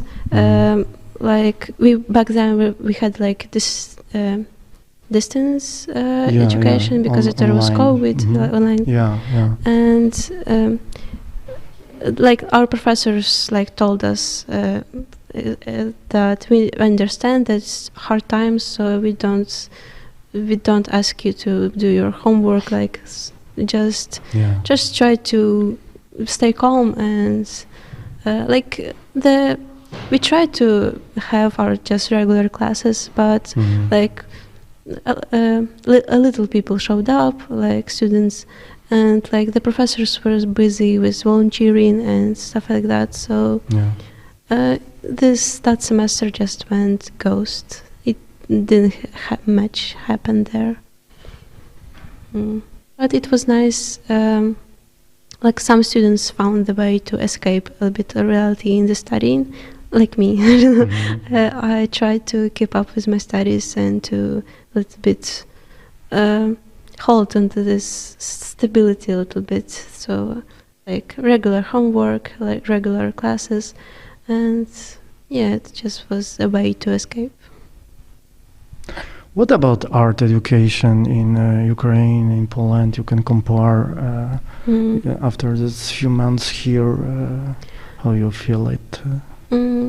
I can compare because my department is also specializes on contemporary art in Ukraine. It is the only faculty that studying contemporary art in whole Ukraine, and yeah, I think that both. I was told that both departments influenced each other a little bit, like here in Krakow and Lviv, and yeah, I can pinpoint a lot of similarities on how the education goes, and I know of course there's differences. Like I see that in Krakow, here it is more like I would say free will, but I don't know if it's good or bad, because here it's much harder to receive criticism on where to go. Like just the professors give you more free will, or maybe it's just Erasmus students. I don't know about. I think so. Yeah, maybe it's something. It's a big difference between Erasmus students and regular. Yeah, so it's hard to judge that. So yeah, maybe it's more similar to my department. So it's just hard to judge since I'm international student. So maybe it's not about judging, but more about like differences and inspiration from this. Yeah, because it's a kind of exchange, and you have some plans. It's like a tricky question, maybe to show something after this in Lviv. In a gallery, I don't know, that's an exhibition, or maybe something else in next weeks, months? To show in Lviv? Like in my academy? Yeah, or maybe in a gallery in the city.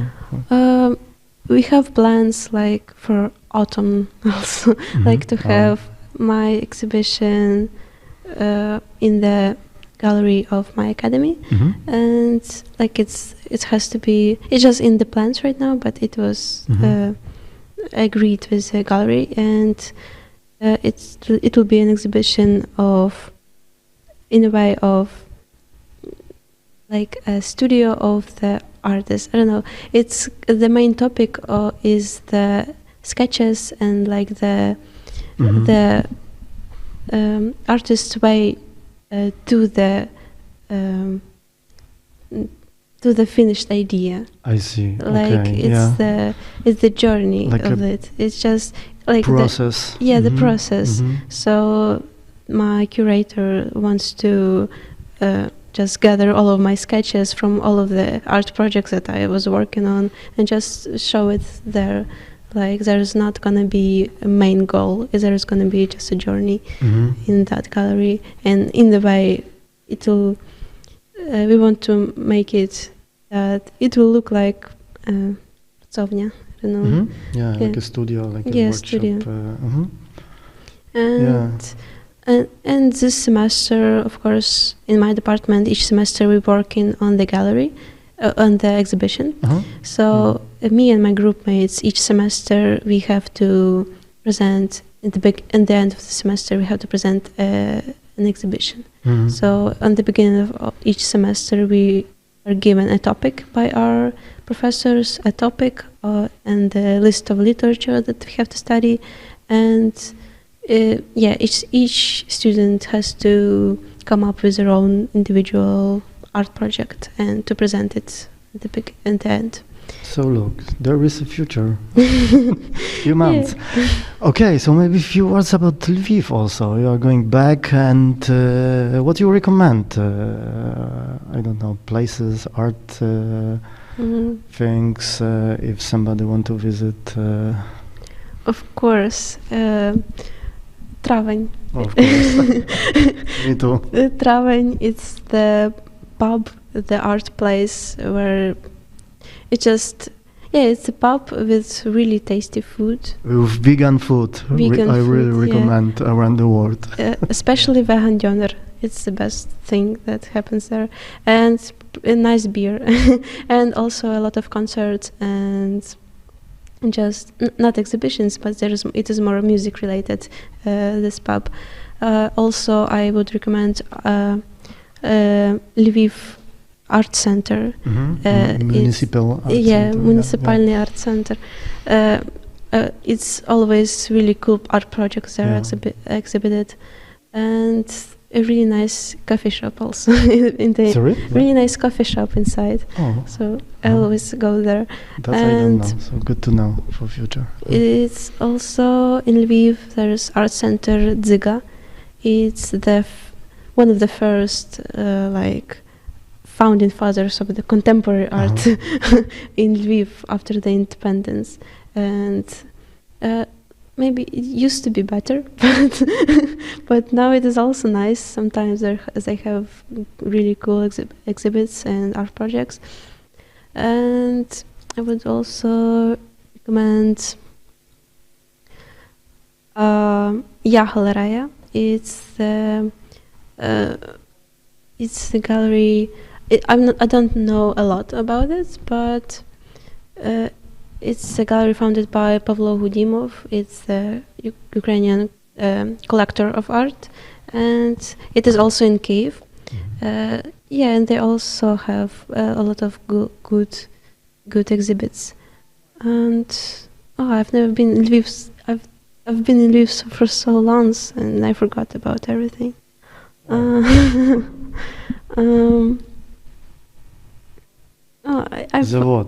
Zavod. Yeah, but it's kind of illegal thing. Wow, it's but full of activities. Yeah, full of activities, and there's raves. There are exhibits. I used to be an artist on Zavod. I was working on one rave. Maybe you have seen that there's on нулевой поверх. My works are exhibited there in the toilet cabin. Okay.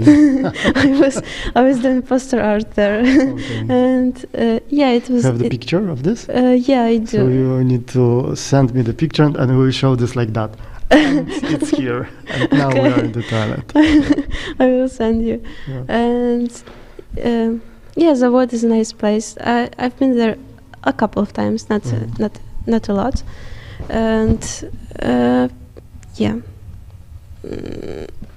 maybe you can remind me of something.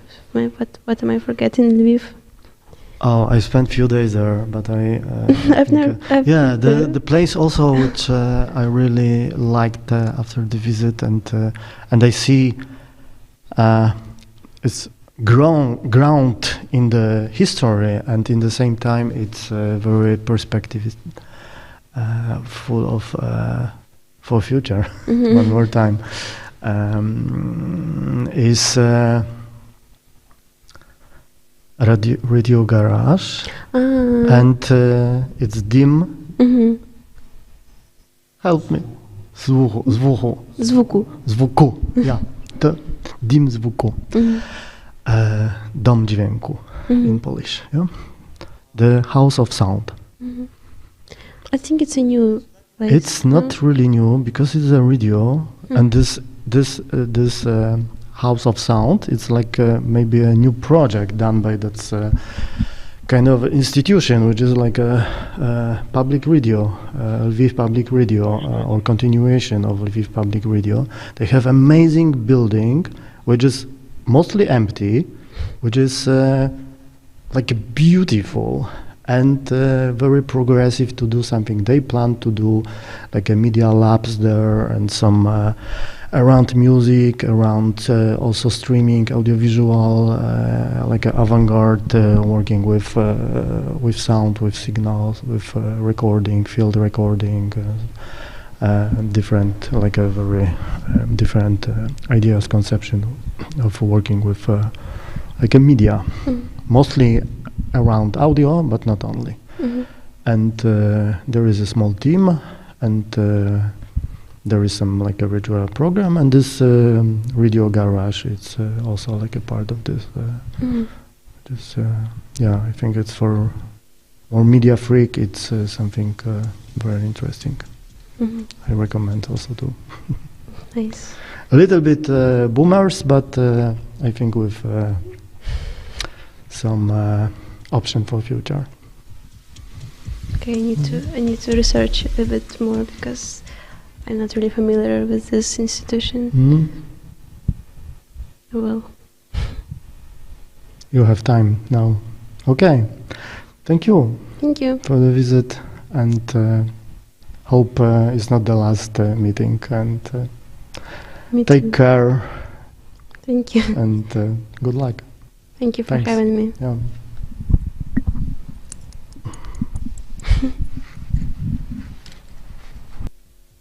Алло. Ой. Душевна розмова вийшла. Так.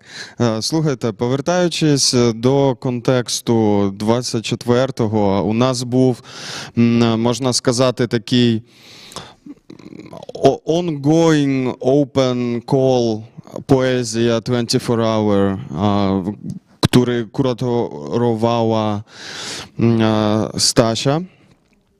I to jest właśnie jeden z artystów, poezistów, który właśnie chce i chciał i będzie chciał zaprezentować swój utwór. Dionis. Zapraszamy serdecznie.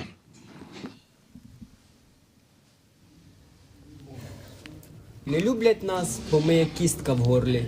Не перетравиш і не виплюнеш ніяк. Розшатують ті нерви, як корабель у штормі. І все шукаєш ту надію, як маяк. Тут іноді так хочеться і всіх і вся послати. Забути все і вичеркнути із життя. Але чи вдасться цю систему поміняти і до нормального вернутися буття?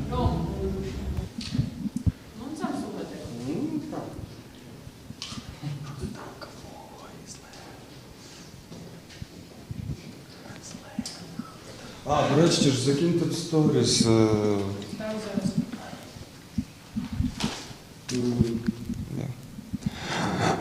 Шановні друзі, ось прозвучала чудова думка, поезія Діоні. І сьогодні з нами в гібридному форматі особа, яка поєднує між собою поезію, яка звучала хвилину тому, і музичний сет, який теж відбувся в лайві 24-го. Тому, власне, предпрод – це така, знаєте, як мізка, в якої змішується поезія, музика і виникає щось нове з цього всього. І, власне, він зараз спробує мені щось передати по рації, подивимось, як це чутно чи не чутно. Маєш рацію.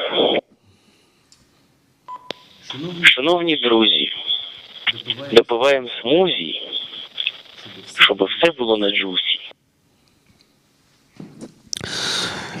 Чудово. Слухай, друже, так розкажи, що взагалі за там альбом, чи що там взагалі відбувається у тебе зараз на горизонті? Відбувається. Вас перериває, щось погано чутно. Ви точно ту хвилю налаштували?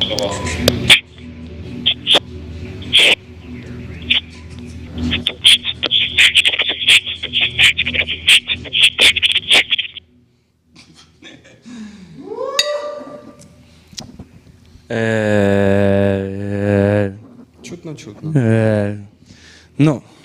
Хотів би пару слів сказати о альбомі. Чому він так називається? Faster, Deeper, Harder.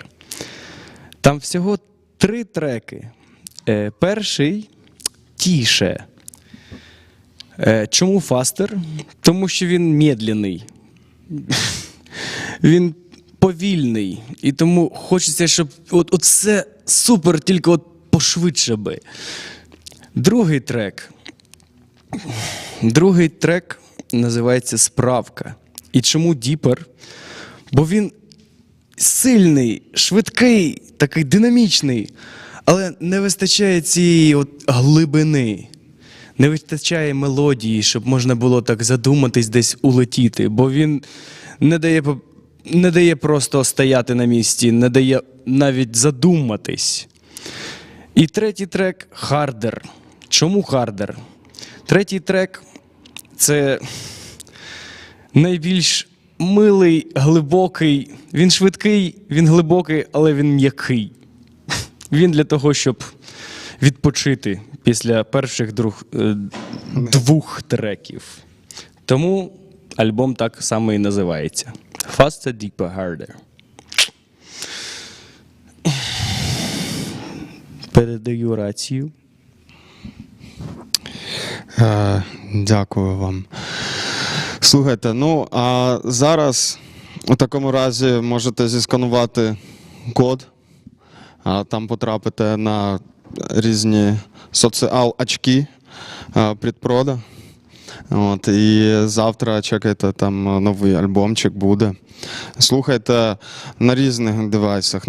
Не забувайте, що музику потрібно один той самий трек переслухати на кожному носії звуку, який ви маєте. Тобто спочатку слухайте його з телефону, бо тоді у вас найменші очікування від треку.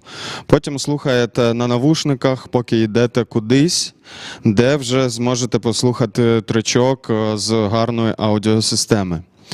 І завдяки цьому після 3 прослуховувань у вас складається вже більш-менш повна картина того, що автор, артист хотів вам передати.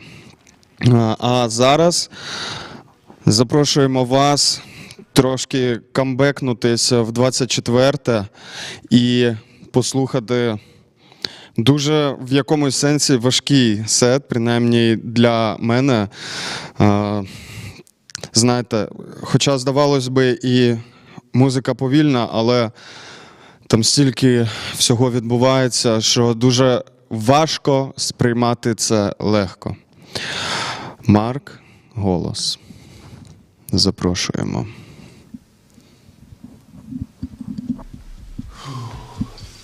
Як це тяжко. Так а що?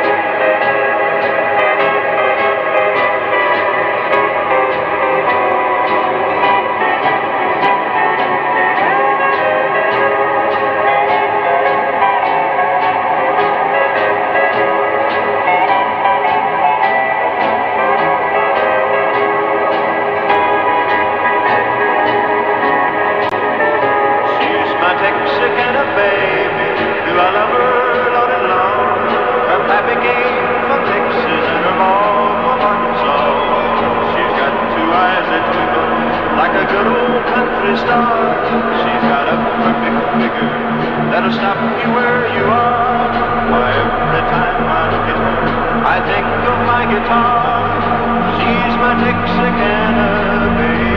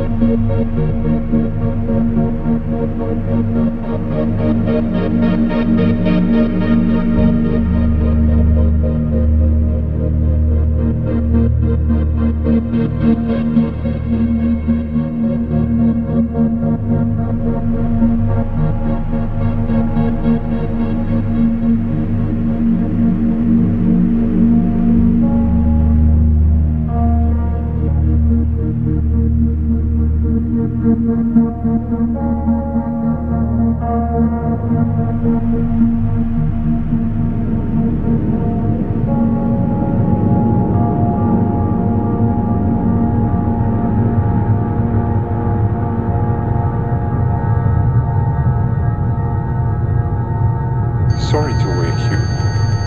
I forgot to tell you something. The things I tell you will not be wrong.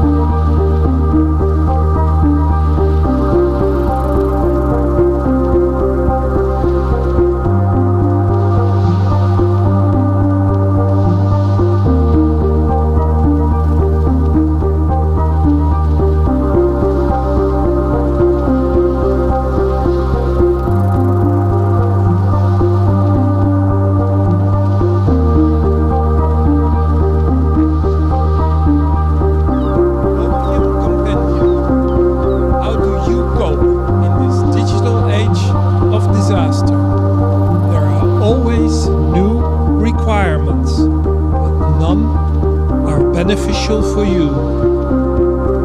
They say the opportunity for advancement has faded. Desire disappeared long ago. The soul feels depleted with no discharge of inner tensions inside.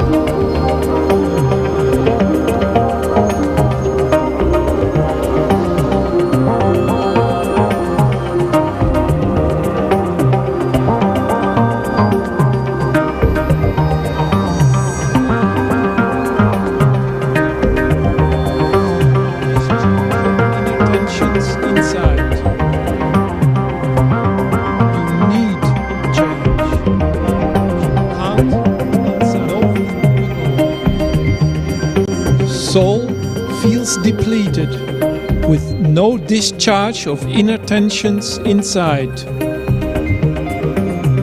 You need change.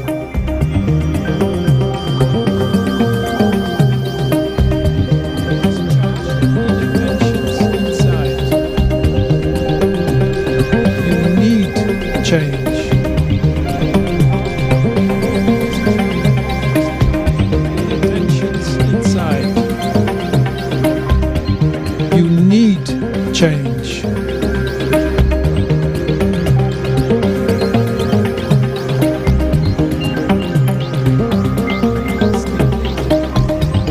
No discharge of inner tensions inside.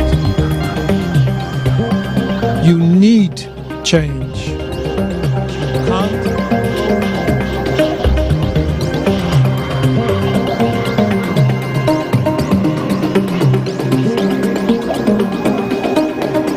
You need change, but you can't cope with change any longer.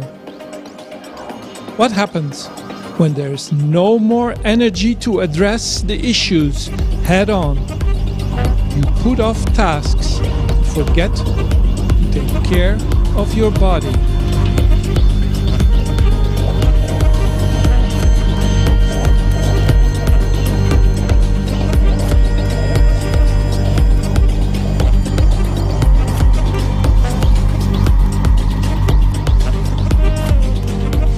Feel bored and lonely now that your online friends no longer answer. You got intoxicated last night, but it's no longer possible to get high. How do digital souls survive when perseverance means nothing anymore? Once you're too tired to manage your life and deal with planetary dysmorphia, there's always the fallback option called copium. If the goal is to reclaim the power of definition in the fight against right-wing meme hegemony, here is one. Copium is the digital information intake that makes one temporarily numb, intoxicated and deprived of sensation when there's literally zero emotion on display. This is the road taken from bittersweet irony down to confronting and overcoming absolute nihilism. What happens when there's no purpose anymore to deal with the world's true nature, and you enter an unnarratable condition. Opium is a micro-release that helps you to keep going beyond the destructive side of drug-taking and psychedelic ecstasy of colorful alternative realities. Push on, say it loud, stay weird, and be assured there is life again after the event horizon. Enter the tricky pharmacon of the painkiller-esque attitude that opens up to the miracle.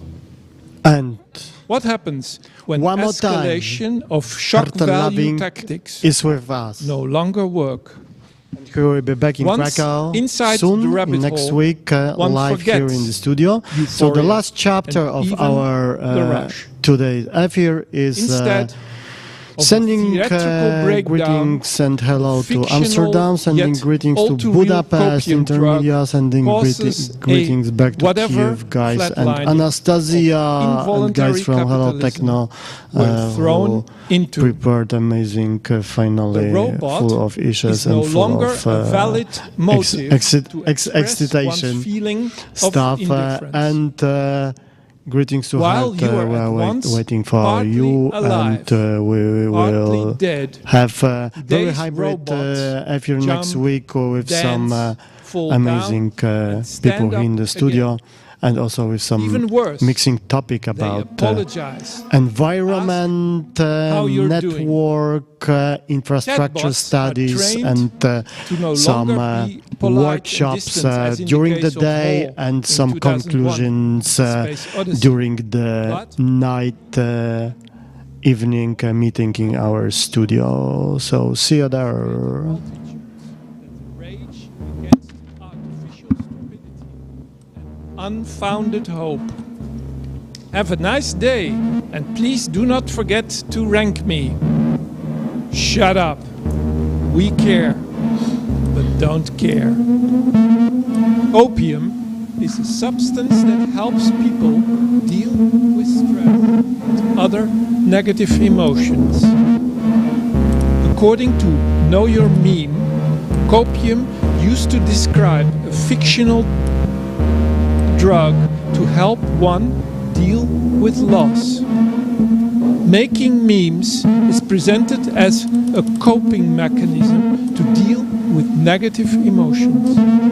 Back in the days of Trump, the term was used in a meme featuring Pepe the Frog hooked to an oxygen tank labeled copium, a chemical used to smooth the mind of a person who had just lost a debate. The origin goes back to mid-2003 when rapper King the Sneak released the album Copium. There's also a suggestion, according to Wiktionary, that copium gives energy to denial in those that consume it. The term got popularized in a meme space during 4chan Twitter years and reached its peak after the January 6, 2021 storming of the US Capitol.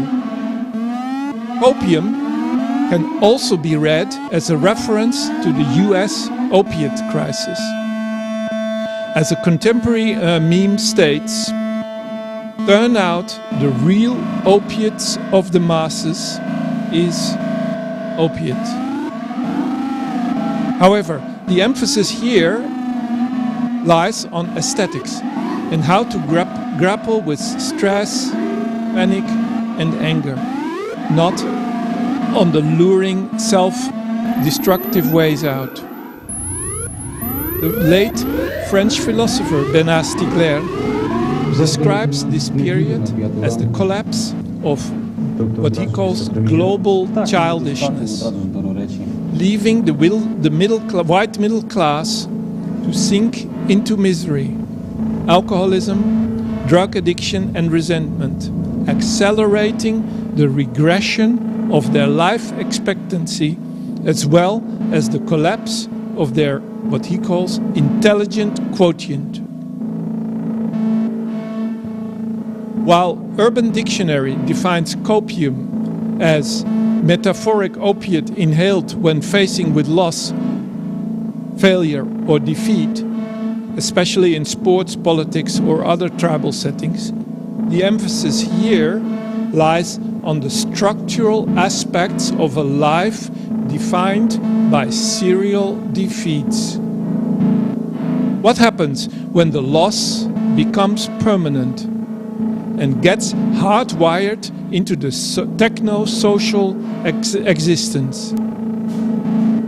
The shock doctrine that once defined the liberal age is long gone.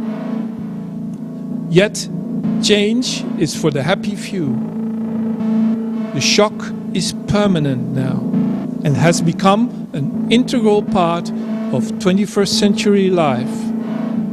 What remains is diversity in the form of stagnation, regression, crisis and decline, and a never-ending sense of disaster, of what Kim Stanley Robinson, in his science non-fiction novel Ministry for the Future, called Götterdämmerung capitalism. Nothing will disappear voluntarily out of the blue. Appearances refuse to fade away. With both history and technology further speeding up, the hyper forces become autonomous entities that no longer need the human subject. That's the bleak life after the tipping point. In 1843, Karl Marx wrote the following famous sentences.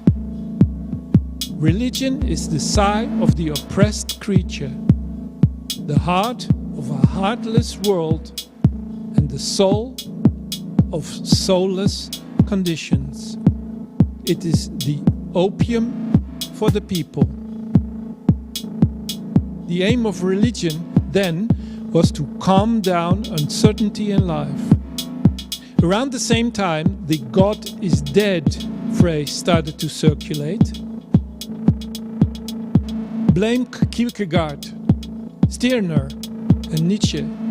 But once the secular genius was out of the bottle, no spiritual renaissance could reinstate the violent authority of religion. Fast forward from the 19th century, and the question is what the copium of the people looks like today. What calms you down? How do you cope? What are ways to incorporate insecurities in the light of the inevitable? The raw objectivity of the collapse alone will not lead to political action unless we take vulnerability into account. This is the lesson for the 2020s. We're supposed to be actors, but behave like 20th century spectators. This is our melancholy. Just that something so good just can't function no more. Love will tear us apart. Joy Division. Instead of defining coping as a psychological strategy whereby the subject rejects a harsh truth and adopts a less disturbing belief instead, let's stress the survival aspect of the repetitive everyday life that does not allow for revolutionary change. The spirit of capitalism may be dead, but so is the will to resist and overthrow the regime. Take a chill pill, will you? As the popular saying says.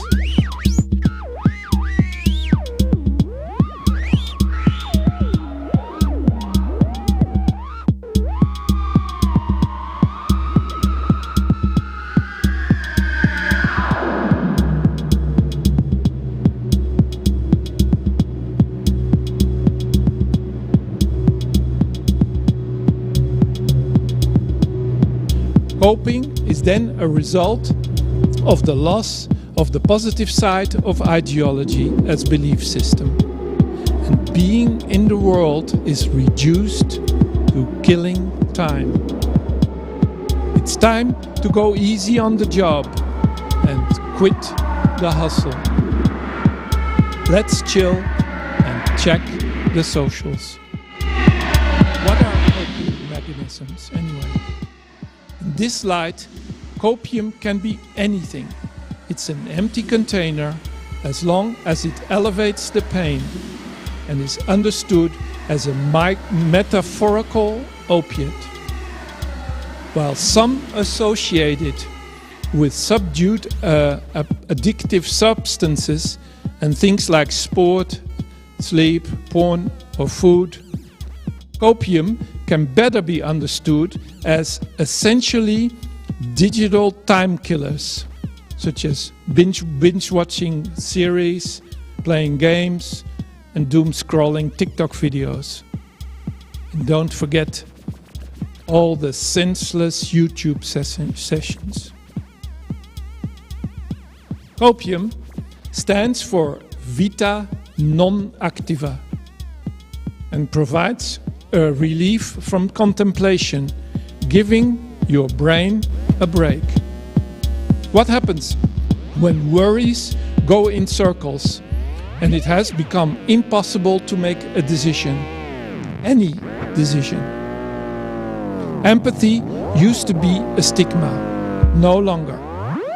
There is sympathy for the slacker. Everyone has had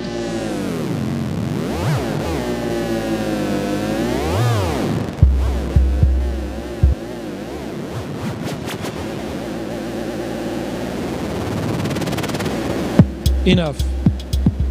This is the big difference from 30 years ago, when neoliberal positivism was still the norm and the slacker was looked down upon as a lazy subcultural figure languishing about as Generation X.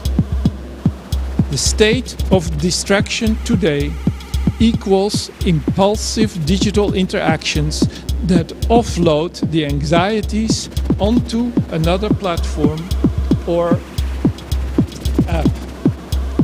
Send an instant message, swipe to match a dating app, comment on a post. All this will never bring rest or tranquility, let alone mindfulness. Coping is a defense mechanism in situations of stress. But what happens when this mechanism enters geopolitics, behavioral psychology, and ultimately sold back to you through social media marketing? The neuroscience enlightenment campaign has paid off. The working of the brain's reward system is now common knowledge. Patterns of cybernetic control have been recognized. The higher art of coping, which arises with all this techno-cynical reason, is at the same time a reflection on Max Fisher's diagnosis of the state of frenzied stasis. Trying to make ends meet. You're a slave to money, then you die. The Verve. Hauntology is one option, but what happens when the nightmare returns, like in a Groundhog Night zone? A story, unlike Groundhog Day, would start all over again the moment the main character falls asleep.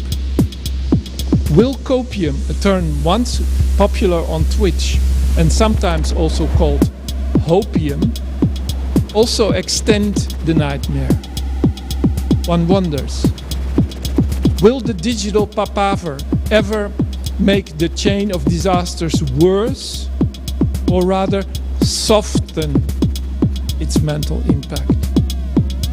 Or does it, in the saying of Kurt Vonnegut, work more like a painkiller, aspirant of the people, as he called it. For a moment, rays of God beams are shining down from the clouds and then disappear in a glimpse. According to therapists, we need to cope in order to deal with disadvantage or adversity. But once you run out of coping skills, there's always copium as the last resort. This is the promise. Regression is a never-ending downward slope. We're thrown back to coping mechanisms after access to the past and future got blocked. There's just horror of the eternal presence of the now, the never-ending, monotonous every day. While everything appears to change, nothing does. Dealing with a world driven by reactive forces has become a central issue, considering the easy way people flow in and out of existence in this world. What is your poison? There's an uncanny whirlpool of factors at play that spins around an empty core called the self. This is what happens when feelings of being undesired, unwanted, and isolation are expressed together on an industrial, cosmic scale. This is the late social media age of collective loneliness, also known as the not so widely recognized Turkle syndrome. But the issue is no longer being alone in the crowd. The sad and lonely gather to muffle the perception of pain, create quasi-communities with accompanying ideologies in an attempt to give it a sense of meaning, of living in the void.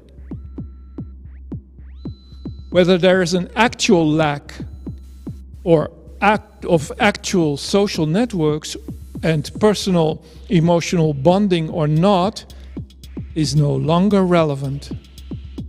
The techno-social reality supersedes identity building of an outsider group. While politics is often pushed aside as soap opera or a bureaucratic game, popular figures themselves are turned into copium. According to Italian theorist Franco Berardi, we should analyze the unsinkable Donald Trump as an addictive social media celebrity, a political copium of a particular kind. He wrote to me, "Copium is defined as an immaterial substance you need to inject in your brain in order to cope with the intolerable. There is a revenge of the repressed mind of the American people, but also a self-excitement for the mimetic mind. Americans, in their majority, have so far used that repellent individual in a move to sabotage the globalist elite. But now there's something more crazy.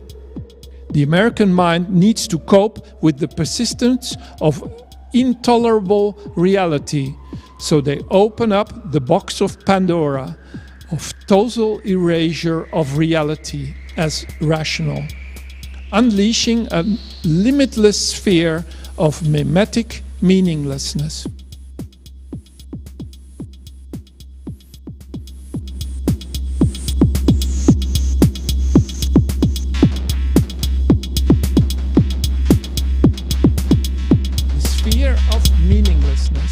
Is not limited by plausibility, not to mention trustability or truth. The question for many is thus how to cope with the depression provoked by the limits of reality, by the predictability of rational choices. Once you've witnessed sudden mood shifts from anguish and mourning to outrage and anger as the core patterns that expresses discontent in society, ideological labels such as optimism and pessimism become interchangeable. The copium engine sits in the middle of this, right in the middle, making sure the pendulum never stops. In contemporary online culture, there are both the happy emotions of hope core and the infinite doom scrolling core as dominant modes. Both are forms of collective psychic armors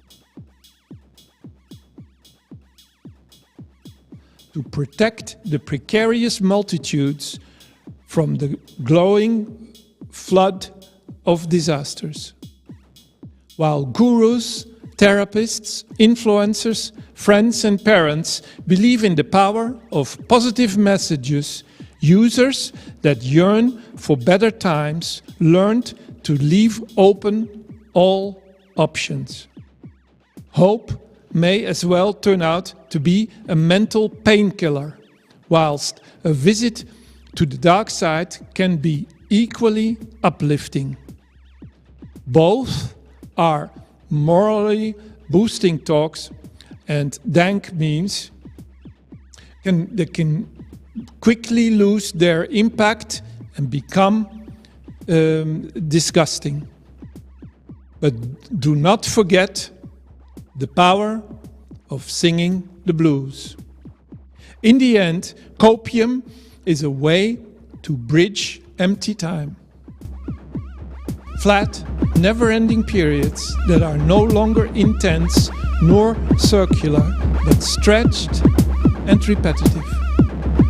When life is a series of pseudo-events of others, time flies fast and nothing stands out. It may be counterintuitive to reintroduce and impose a waiting time for no good reason, but the rebellion against friction-free smoothness feels right. The decolonization of time is at hand. Operation Find Lost Time. Stagnation fused with a never-ending stream of disasters to create an inflammatory spiral. Remember, the longue durée of the malaise and the temporarity of crisis are no longer opposites and have become a toxic mix. Better relax and do nothing special. The ontological shock is not coming. Instead, distributed forms of waiting are on the rise. Chilling together provokes. Expect a planetary call for a strike on time soon. For Hannah Arendt, solitude meant solitary reading while being with other authors. This is not how we perceive the current desolate situation. Copium is causing us to no longer be there when the web of human relations unravel. Confronted with the worldlessness, the temporary lapses of absence may cause feelings of guilt, but the need to know has taken over. Indifference rules. David Kishlik writes in his self-study notes on the schizoid condition the following: although I want to express my emotions, all I can report back is a gradual loss of affect, plus a growing sense of isolation. Is this what medieval monks called adem vitae, weariness that rises not from life's burdens, but from its crawling emptiness. This is the inner struggle for telepresence. It's time to articulate the dialectics of the absence presence. Accelerationists see the unfolding of the forces of digitization as a guarantee for the apocalyptic transition from this late capitalist bourgeois society to cool socialism. Against the passive certainty of the collapse, nothing more energetic, exciting, erotic than the energy of new beginnings that overcome the death cult. This is Hannah Arendt's Lebensphilosophie, the liberating feeling of not having been here before, escaping the prescribed apathy, cynicism, paralysis, and depression, and act again, historically. What comes after boredom? Discover the power of self-organization as a way to overcome the depleted self. Reclaim the social. It is now or never. Action is the a priori. The coming community will not be presented on a silver platter. Tactical media are a radical interruption of historical continuity of platform domination and do not need a wolf at the door to thrive. There are multitudes of urgencies. To list them would be a mistake and bound to make one depressed. Best to run into an urgency of collective design. Your very own collapse trouvé. As Franny Choi said, by the time the apocalypse began, the world had already ended. It ended every day for a century or two. It ended, and another world spun in its place.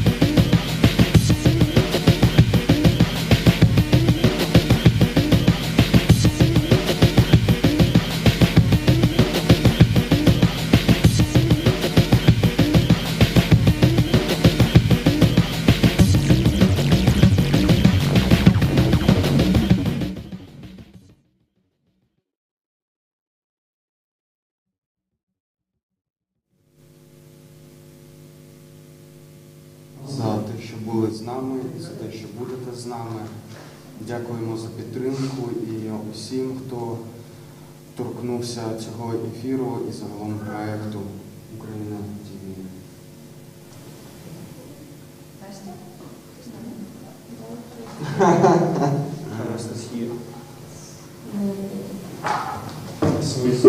To ja chyba tamta.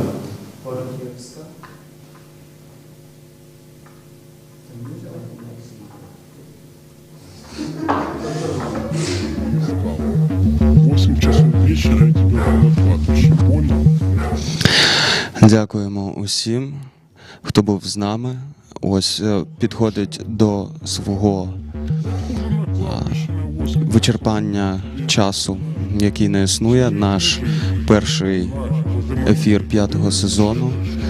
Дякуємо усім, хто долучився до цього ефіру і кожного дитя, яке народжується на Україна ТВ.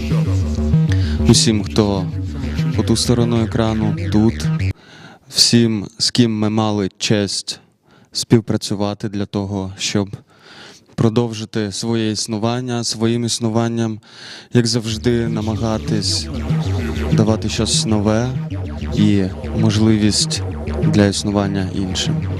Дякуємо і бачимось у наступний четвер.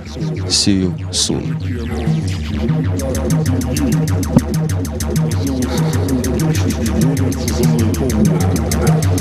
Я вибігаю по железної дороги перед самим Червоним.